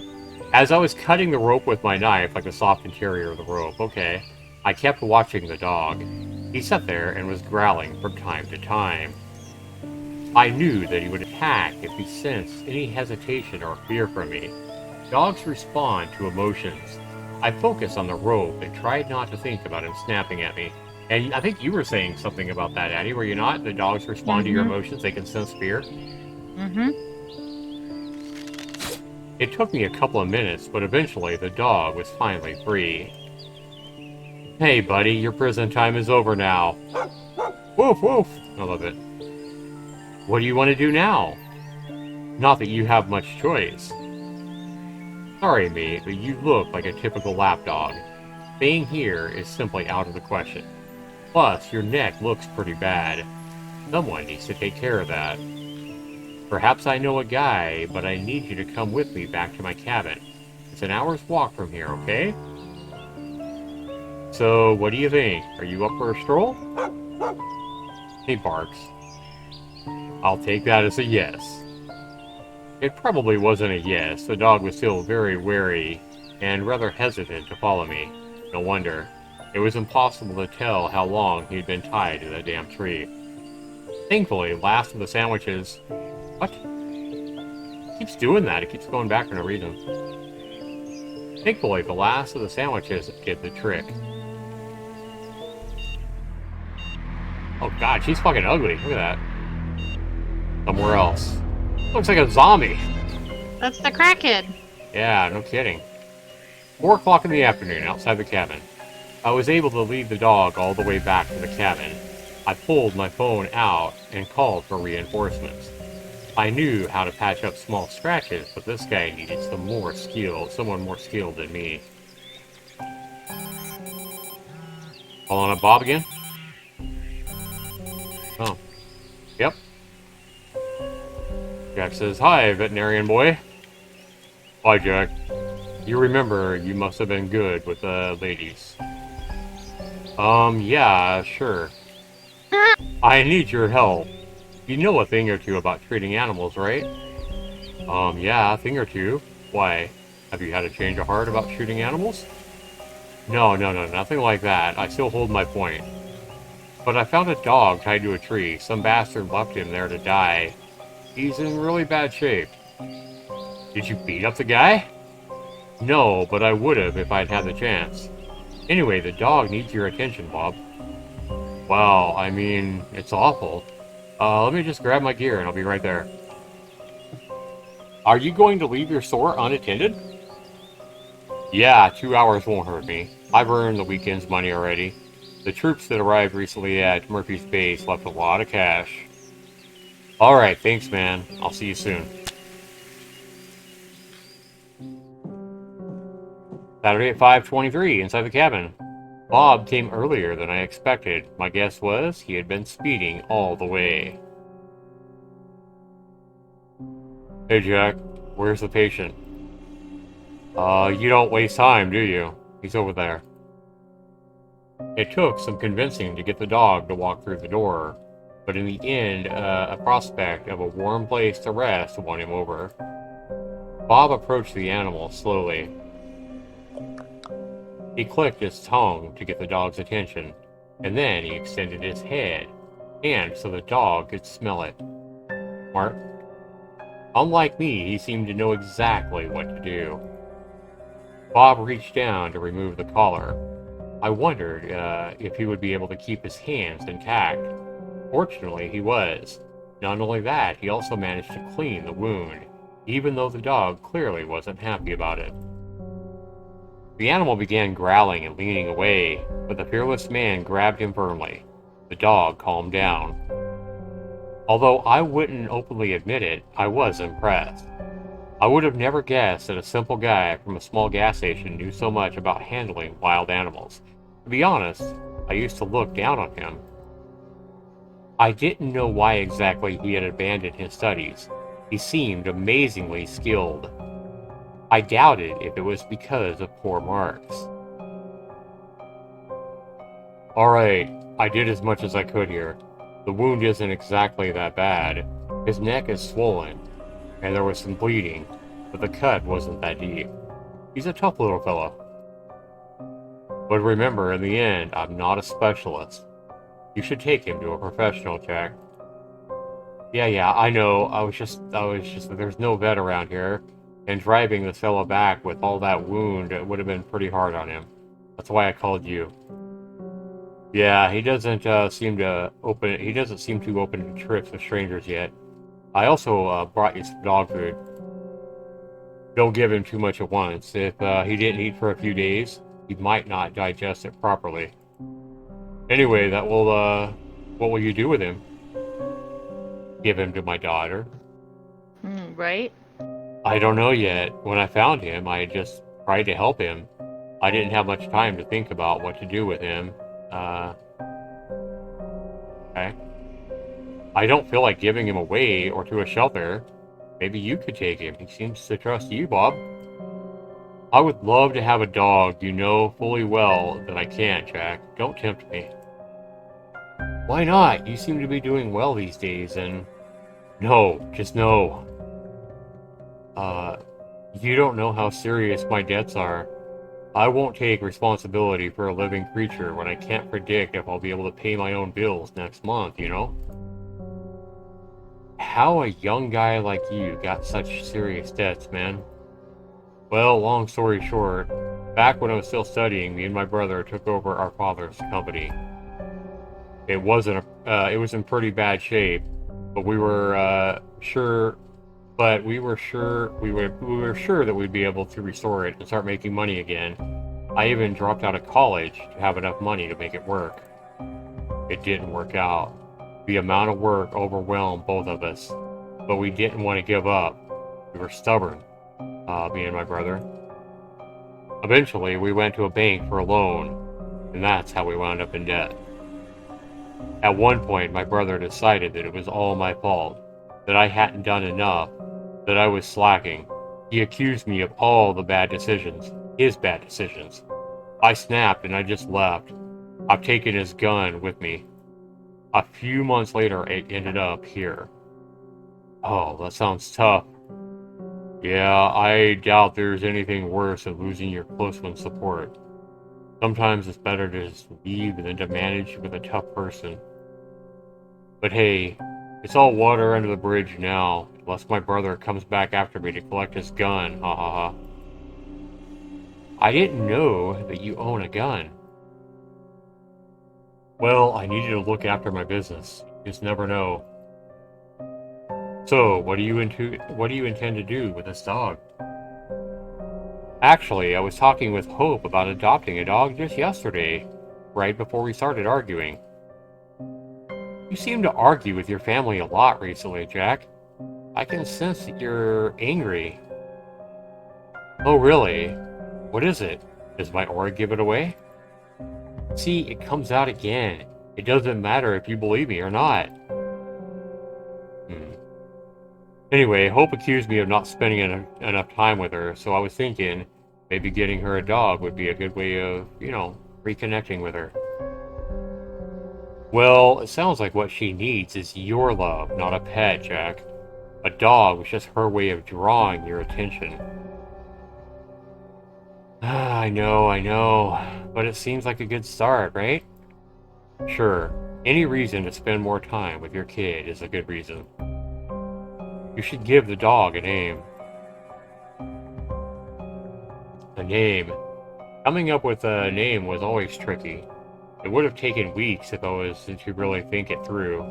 I decided to just go with what came to my mind right now. I looked at the dog, and he tilted his head. The first idea was pretty simple. Odin, the Norse god of war, victory, and hunting. It was a good, strong name. You like Odin? Yeah, that's my dog's name. Oh, yeah, that's right. That's your dog's name, Odin. Oh, see, you like this game more already, don't you? Or you like this dog more? Odin. It don't fit that type of dog, but whatever. Second name that came to me was Xander. As a boy, I really hated learning history. Yet I always liked listening about Alexander the Great. It seemed more thrilling than the rest of the subjects. I wouldn't mind naming a dog after him. And the last idea emerged when I thought about Hope. What was his favorite movie of hers called? Dragon something. And where's a dragon? There must be a brave knight to defend it. This guy here was big enough to be called a knight. So knight, Xander, or Odin? Xander. Xander? Okay, Yep. let's go with Xander. I'll name him Xander. Oh, that fits him well. By the way, Jack, there's one more thing I need to tell you. Don't tell me you and Nat have an affair. I would have to shoot you right here. Jesus. That's fucking blunt and just kind of random. Well, I think that they are teasing each other. Yeah, that's true. Oh, please don't. I still got my debts to pay off. What is it then? There was this chick at the gas station asking for Hal. She said that she knew you. Oh yeah, no, I mean, she's just a chick I met and I wanted to help out. She seemed out of place. At first, I thought she was some kind of junkie. That's what you thought too, yeah? She gave me this really weird feeling. She was shivering as well. She wasn't lying about being cold, I guess. Anyway. Withdrawals. Yeah, there you go. That's probably it. Anyway, Hal took her to the station, and so Hal's the cop, remember? Yeah, right? Hal took her to the station, so she's not my problem anymore. But that's not all. Another woman arrived last evening, asking about that chick. There was something about her I couldn't quite put my finger on.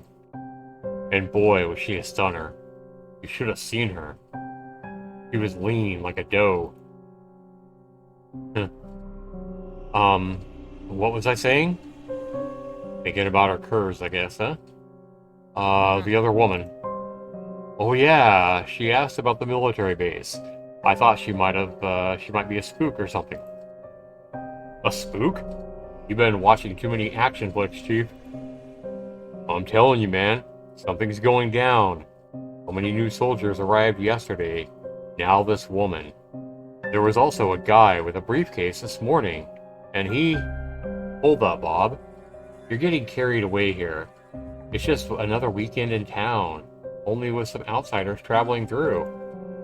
Yeah, you're probably right. I better head back. I got business to run. See you later, Chief. When Bob left, I approached Xander. I decided to try Bob's trick to see if I can get a similar result. I clicked my tongue and extended my hand. Is it gonna work? What do you think? Yes. No, it's gonna snarl. At first, the dog just sniffed my palm, reluctant to do anything more. But after a brief moment of hesitation, he licked my fingers. I took that as a good sign. Hey, it was the start. So, does this mean we're friends now? Roof, roof. Funny. Acquaintances, no. Something. I scratched his back, causing a lot of tail wagging. It was just as I had thought. He was a lapdog. His previous aggression must have been caused by both a mix of fear and pain. As I patted him on his head, he was nothing more than a giant pet. A pet with a jaw full of fangs, and enough biting force to take your hand off. But still, he's a pet. Hope would love him for sure. Funny that I came here to escape from all the tension with Natalie, but thanks to my new friend, now I wanted to go back. I wanted to see the surprise on their faces. I wanted to see how happy Hope would be, and how Natalie, unsure at first, would change her mind as soon as she saw them playing together. I knew it wouldn't resolve all of the issues, that I would still need to face my shortcomings. The dog gave me a starting point here. I knew what to do, and I had the confidence now to do it. It didn't take Xander long to start frolicking around. I wasn't against a little wrestle playing, but knowing that the wound was still on his neck and it was still pretty fresh, I tried to do it as carefully as I could. Yet when the nearly 30 kilos of deadly fluffiness jumped on me, I got overturned in a moment. I was too afraid to grab the dog by the skin. Soon I regretted that I had done it, as our little play cost additional costs. Uh-oh. I heard a loud crack near my right pocket. Uh-oh. Oop, the phone. Phone, yep. Okay, buddy, stop. That's enough. No, Xander, enough. Enough. Sit. When I finally managed to get out from under the dog, I reached into my pocket only to find that my phone took the whole enterprise pretty badly. The screen was covered in cracks, the battery went loose, and the frame above the speaker was smashed. Oh wow. For a second, I thought it was done for. Fortunately, as soon as I put the battery back in, the phone came back to life. The case was cracked, but it was still usable. In the end, I decided to call it a night. It had been a long day. I planned on going for the hunt in the morning, so hitting the bed early was crucial. Somewhere else.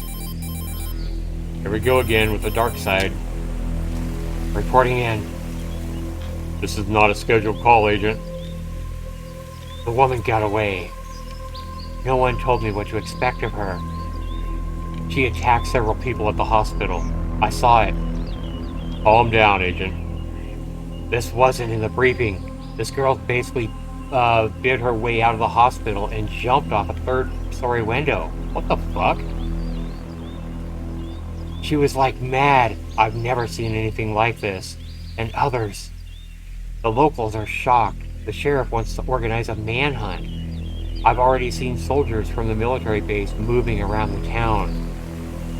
The town will undergo a quarantine in a matter of 2 hours. This should make our second task even easier. Your briefing. Listen to me. If what she is carrying is infectious, your quarantine won't be able to contain it. People are gonna die. I need to find her.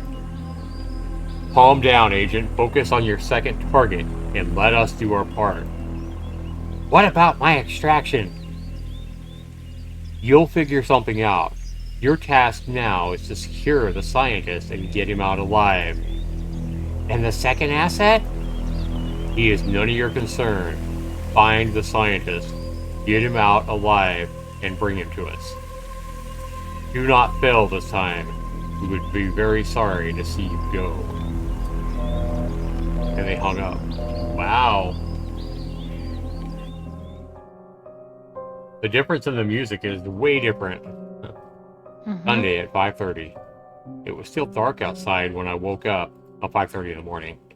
Xander was sleeping on the carpet near the fireplace. I rubbed my eyes and reached down for the phone to check the time. Weird. Seems like the battery's dead now. I was pretty sure it was around 40% the evening before. It seemed impossible to have discharged overnight. I must have forgotten to turn it off or something. There was nothing I could do about it now. Didn't matter. I plugged the charger in and went to wake up my new friend. Hey, buddy, are you in for a hunt? Come on, you'll like it. I could use some help. Think you're up for it? Whoa. That's more like it. To be honest, I had no idea if taking Xander was a good idea or not. There was a pretty big chance he would scare off all the other animals. People often hunted with their hounds, but you needed to know how to train your dog for that. Worst case scenario, we would just have a nice stroll around the forest. I took my pocket knife out, my rifle, and a piece of bandage with me. I wanted to be prepared better than the day before. 6:15 in the morning. I knew the area surrounding the cabin pretty well. I had a general idea where deers tended to roam. Even if I wouldn't shoot any, it was always great to spot one. That's what I had tried to communicate to Bob. It wasn't about the shot. It wasn't even about the hunt. We were walking quietly for half an hour. I was thinking about the guy who had left as Xander. I had no respect for such a person. I remembered the rope. It must have belonged to a climber or somebody working with boats. Fucking bastard. Suddenly, Xander stopped and started sniffing around. I knew he must have caught a trace. I had a feeling he was a real predator after all. I decided to trust his instincts. A dog's sense of smell could guide you to places where you would otherwise miss. He stood still for a minute, focused on one direction. Then he began to growl, but I couldn't see anything. The dog began to run. I struggled to keep up with him. I was trying to guess that we would both... Oops. I was trying to guess that he would... Settings, I don't know how to go back. Anyway, however, what I saw was a person. Also, he's running towards a person. A young man in a blue sport jacket and a baseball hat. Silver carabiners at his belt rattled as he walked. Compared to me, he made a hell of a lot of noise. I had never seen him before. What I did recognize, though, was the place we were in. The same place where I found Xander just the day before. Before I had a chance to connect the dots, all hell broke loose. The two of us weren't the only people around. There was someone else. Someone I didn't expect to see again. It was that woman from the gas station, Jane. Oh boy. And she was moving extremely fast. Oh boy. She ran up to the unsuspecting guy and jumped right on top of him, knocking him down. She leaned down toward his arm and... Oh boy.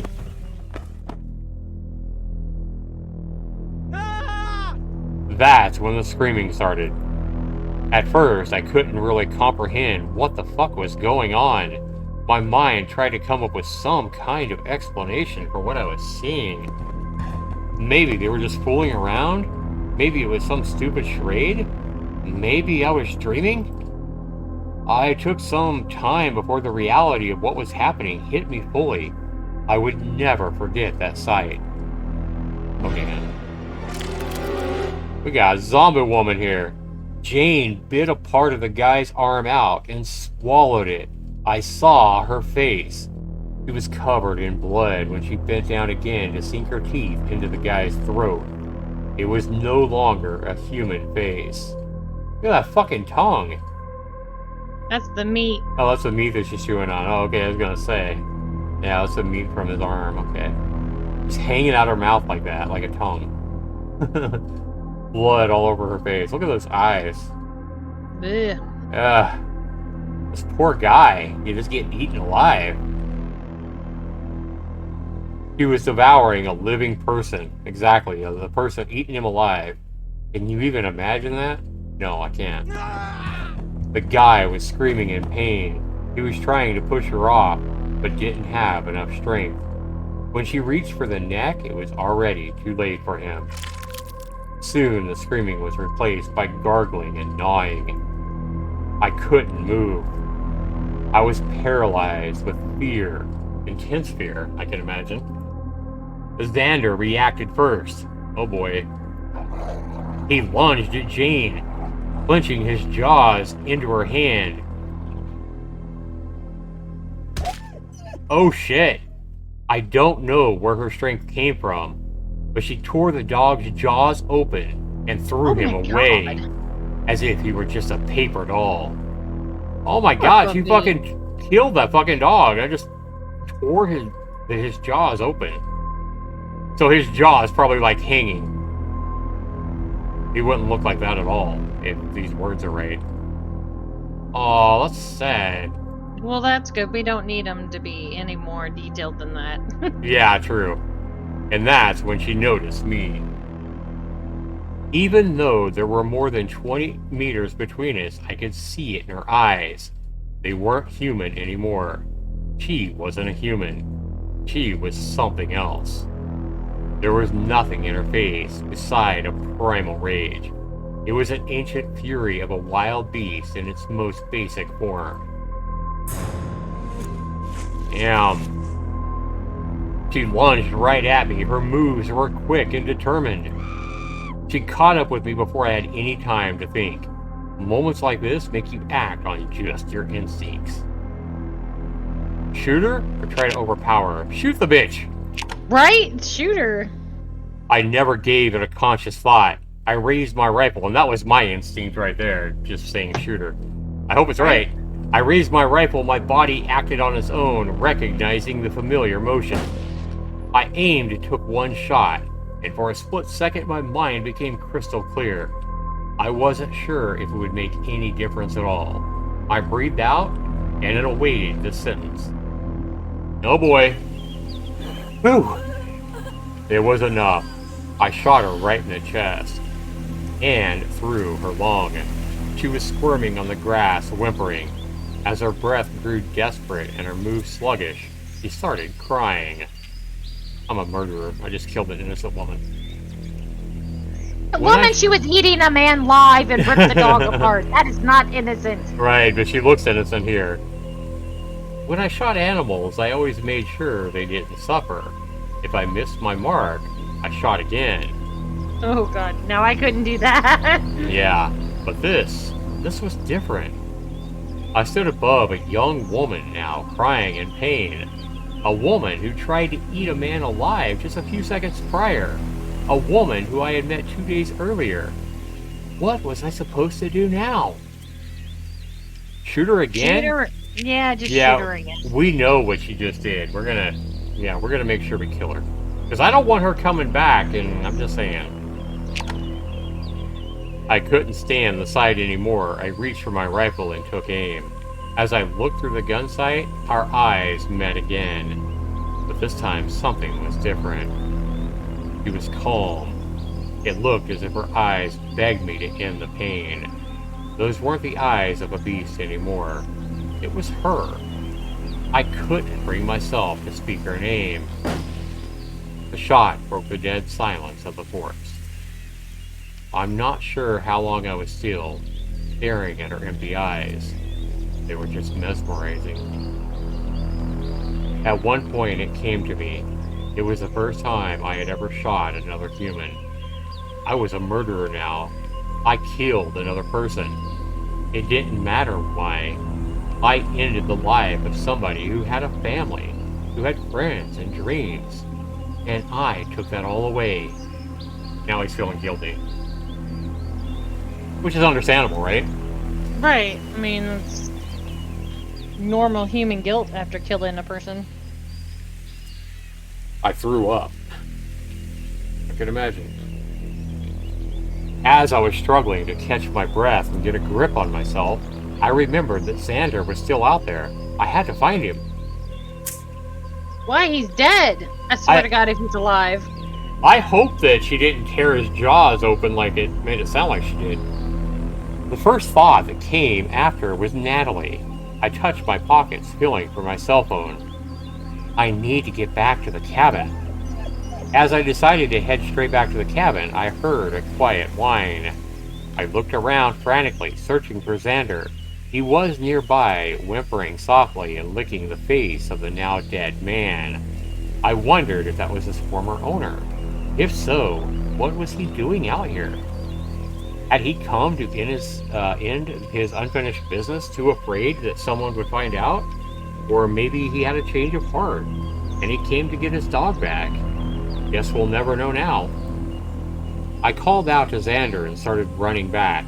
He followed me, limping. After getting hit like that, it was no wonder.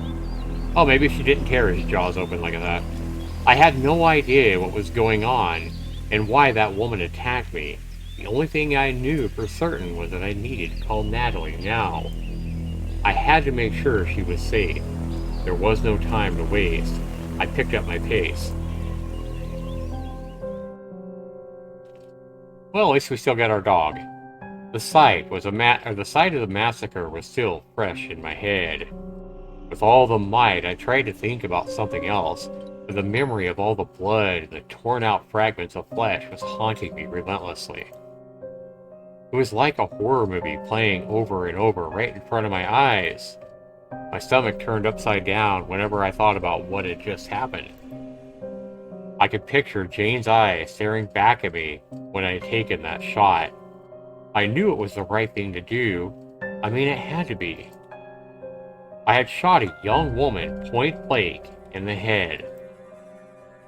There was nothing I could have done for her at that point. She was dangerous. I saw what she had done to that other guy. She came after me like an animal. It was either me or her there. I was the one with the rifle. Deep in my mind, I thanked God. I was grateful that she wasn't as young as she wanted to appear. I wouldn't bring myself to shoot a child after all. I couldn't stop my hands from shaking now. I clenched my teeth and I tried to focus. I thought about having myself some whiskey, but I wasn't sure if it would make any difference now. I needed to talk to somebody. I needed to talk to my wife, Natalie. God, I missed her now. My hand shook when I reached for my phone. I unplugged it from the charger and I pushed the power button. I wanted to make the call immediately, but as soon as the phone came back to life, I got flooded with messages. Uh-oh.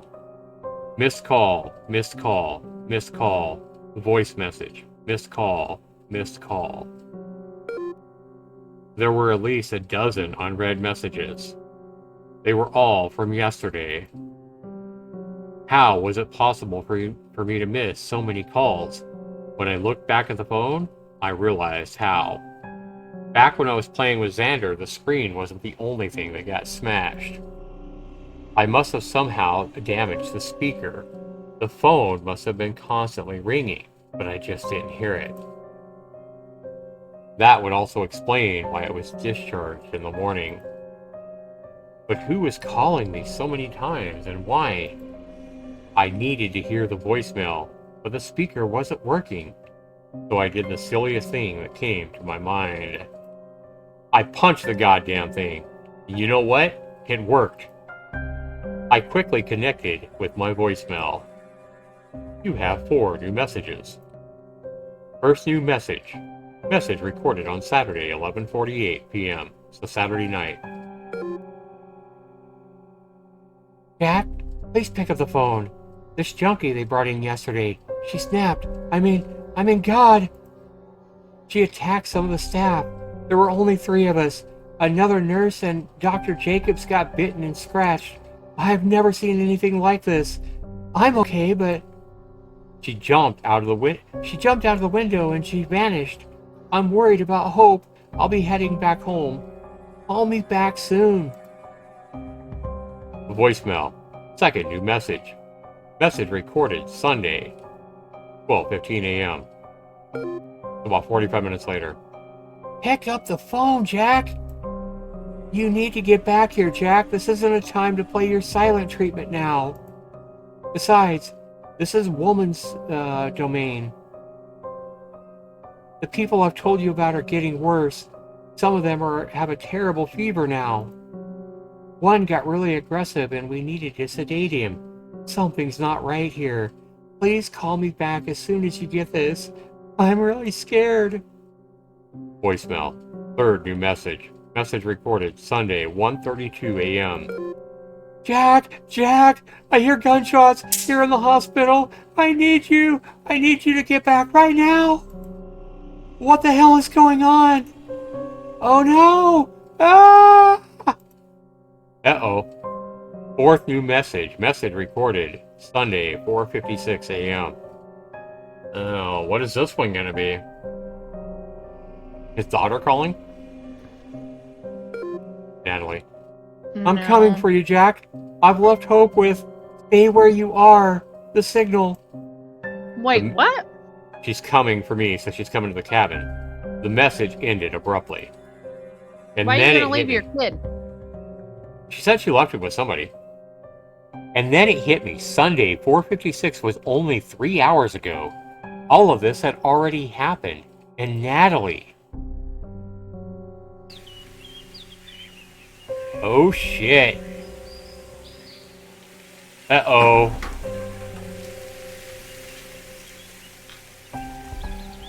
Oh no. After the voicemail stopped playing, I just stood there staring at the screen. I guess I needed a moment to process what just happened. As soon as I snapped out of my stupor, I knew that I had to find Nat. Nat, what? My first instinct was to call her, but my phone had had enough. The goddamn machine broke completely. The screen went black, and it wouldn't respond to me pressing any keys. Xander seemed to sense my distress. He came closer, woofing. Woof, woof, woof. You want to help me, buddy? I had little choice. I took Xander and went off. I knew that Natalie had been coming for me, and I knew the route that she must have taken. It was a long road, but I had no other means of finding her. With a dog at my side, I clung to what little hope I had left.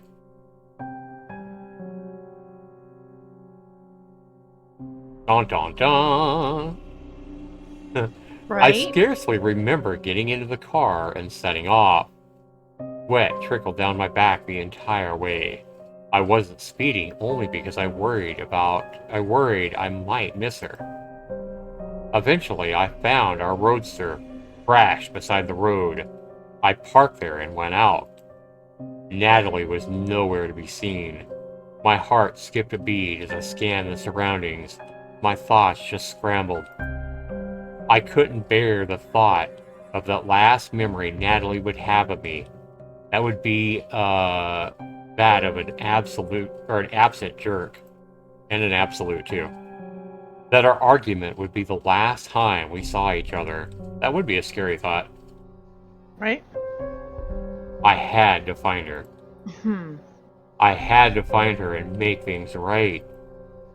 But for all my determination and effort, Xander was the one who found her. Uh-oh, that doesn't sound good. Hopefully she's still alive? And not a zombie? He darted off the road and into the forest, and I followed. I didn't think much. It was an instinct, but I guess I trusted him. It didn't take long.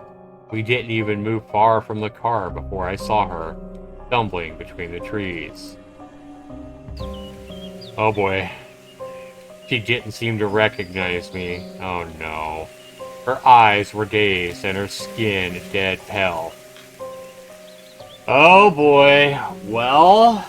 She's infected. Yup, she's infected. She needs that fucking... She needs you to go get 5 kelp and a liver and fish oil and make a antidote from substance. Oh man, this is not good. I didn't know what to do. I just told you what to do. She was wounded. I could see it. A piece of her shirt wrapped around her arm. I had left her again. I wasn't there when she needed me the most. What was I to tell her now? I could just imagine her growling like a zombie. Calm her? Fuck. Calmer. We can try. Nat. Jack, where are you? Jack. Natalie, I'm right here. It's going to be alright. I'm here now. I cradled her, and she shook in my arms, but calmed down just a little bit. Jack, is that you? Yes, it's me, sweetie. I'm so sorry I broke our car. Forget about the car, silly. Everything will be fine. I could see her shiver. At first, I thought it was because of the car crash or her wound. And then the realization hit me. We were in the middle of the forest, the place that Natalie truly feared. Yet she still came here for me. After all I'd said, and after all I'd done. She was an angel of courage. What happened? In the hospital, Oh, you wouldn't believe me. Try me. They brought in a young woman with strange symptoms. Weak, yet explosive. She had a bite mark on her forearm. We thought she might have auto-destructive impulses. She said she was hungry, but she wouldn't touch any food. Yeah, she's hungry for flesh. We put her on a drip. We didn't know how else to help her. One day later, Dr. Jacobs came up to check on her, and she snapped. She scratched a bit at him, and she scratched and bit him. Him and a nurse who tried to restrain him, who tried to restrain her. She dashed out of her room and attacked several other patients. When security guard tried to shoot her, she jumped out of a window from the 3rd story, and then she fled. I have no idea what happened to her. We took care of Dr. Jacobs and the patients, but things got really weird. I felt queasy. I didn't like where this was going, but still, I had to ask. Weird how? They got a terrible fever, and we couldn't bring it down. And sheriff declared a manhunt. He mobilized officers. I think the military got involved too. They set up checkpoints. For some reason, it seemed like they're trying to keep people in. And then there was that woman. It's hard to say who the hell she was. I swear to God, I was sure she was my coworker. But then it turned... Fuck, I keep clicking the button. It turned... What about you? Are you hurt, Jack? I'm fine. I was worried about you. Why didn't you call me back? My throat clenched when I thought about what had just happened in the morning. How Natalie's patient ended up. I shouldn't lie to Nat. There was already too much bad blood between us now. He deserved my honesty. But then again, after all she's been through, wouldn't it be even more cruel to tell her what had just happened? I swallowed, and then I decided to... Tell her everything. Yeah, that's kind of what I'm leaning towards too as well. I told her how I found Xander and how he broke my damn phone. What came next was more difficult. I had to tell Nat what became of her patient, how I found her, and that she was too far gone to save her. That I had to shoot her in self-defense. If Natalie had been pale before, now she was sickly pale. I didn't know if it was because of what Jane had turned into, or because of what I had done. At any rate, it wasn't the worst of it. Natalie interrupted me only once. God, I didn't think... How could that happen? I've no idea, Nat. It was as if she turned into some animal. But she was a human, Jack. Only just hours ago. I know, Nat, but listen. I didn't have a choice. I had to defend myself. I understand. She attacked me, Nat, not the other way around. Please remember that. The worst part was what happened later. I had to confess to killing that woman. As if she was a morbid animal. I didn't try to sugarcoat it. Yes, I had thought that was a mercy, but it was still a kill. I would never forget the look in Natalie's eyes. It haunts me to this day. The disbelief, the pain. Still, Nat was a strong woman. She hid her emotions quickly. I mean, I understand, like, hearing that your own husband shot a woman in the head, but I mean, she had seen that woman jump out of a 3rd-story building and Right? fleeing and seen what she had done, so... She's a little off. Yeah. I would have been like, good job. Right? We both had more important things to do than dwelling on the past. What happened to Hope? Is she still at home? God, no. I wouldn't leave her alone. I took her with me, but she was scared. And so I thought I didn't know what happened to you. I was worried what we might find. So I'm guessing Smart she left her mom. with Bob. She left her with Bob. Smart mom. Yeah. So I dropped her off at Bob's. He promised to take care of her, and I trust him. We're supposed to meet outside the town. Okay.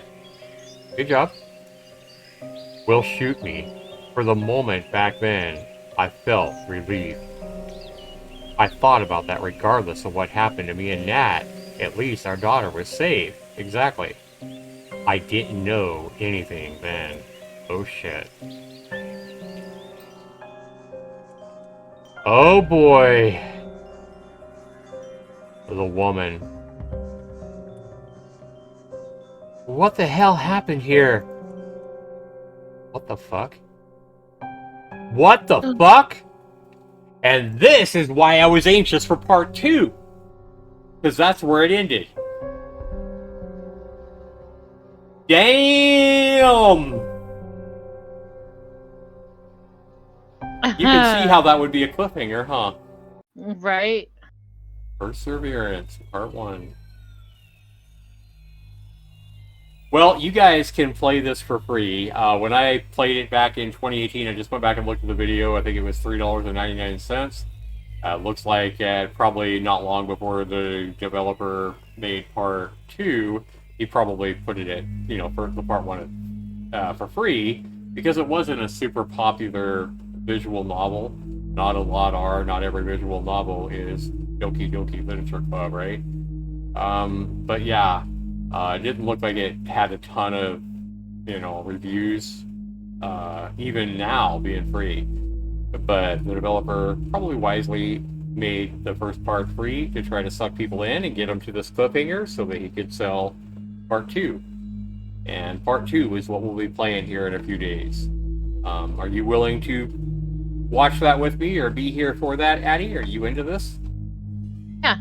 Yeah? Pretty good? Yeah. Need to do it now. This kind of reminds me of The Walking Dead. How The Walking Dead TV show would always leave you like at the end of seasons and would leave you on a cliffhanger. Could you imagine having to wait 4 years to find out what happened after one of those big cliffhangers, like after Glenn died or whatever? I would be so mad. Yeah. So that's how long basically people of this first part. That's what I say. I remember really liking it, but I didn't really remember how it went or what happened. Anyway, guys, I want to go ahead and thank you guys for being here. Thank Addie for being here with me, helping me make some of those choices, especially her expertise in dogs kind of helped us through that, I think. Yeah, perseverance. So you like it, huh, Addie? I do. I like it. We need to watch part 2. We need to watch part 2. So this one gets you more than that other horror game we were playing like a month ago or whatever that we were going to get back to? Well, it didn't leave on a cliffhanger like this. True. But I don't think we finished the first part, or maybe we did. I don't remember. I can't remember either. Yeah, I don't remember. Yeah, but this one's good. You can see why I was excited for part 2 to come out back in 2018 when I first read this. Yeah, I was like, damn, what's going to happen now? So guys, in the next few days, we will get back to Perseverance part 2. I already own it, so I've already bought it, and then hopefully within a week or so, if even that, we'll see how patient Addie is. We might be back tomorrow playing this, I don't know. But we'll play part 3. There's only 3 parts, so we'll see the first. Let's take a look. We don't want to read any spoilers, but yep, getting all positive reviews. I think. Let's check the. Yep, 10 reviews, all positive. A really amazing game and super interesting to learn about the different characters by playing the different parts. So yeah, I look forward to playing part 2. I think Addie does already. Addie's like basically pleading with me to go ahead and do part 2 now. She can't wait. But we're gonna wait, guys. Thanks so much for being here. We'll see you in the next video. Be sure you like this video if you enjoy it. And if you haven't subscribed to me here on my YouTube channel, be sure you subscribe, guys, so you can see all this amazing content that I bring to your channel. Peace, everybody. Have a good one. Say goodbye, Addie. Goodbye. All right. Thanks for watching, everybody.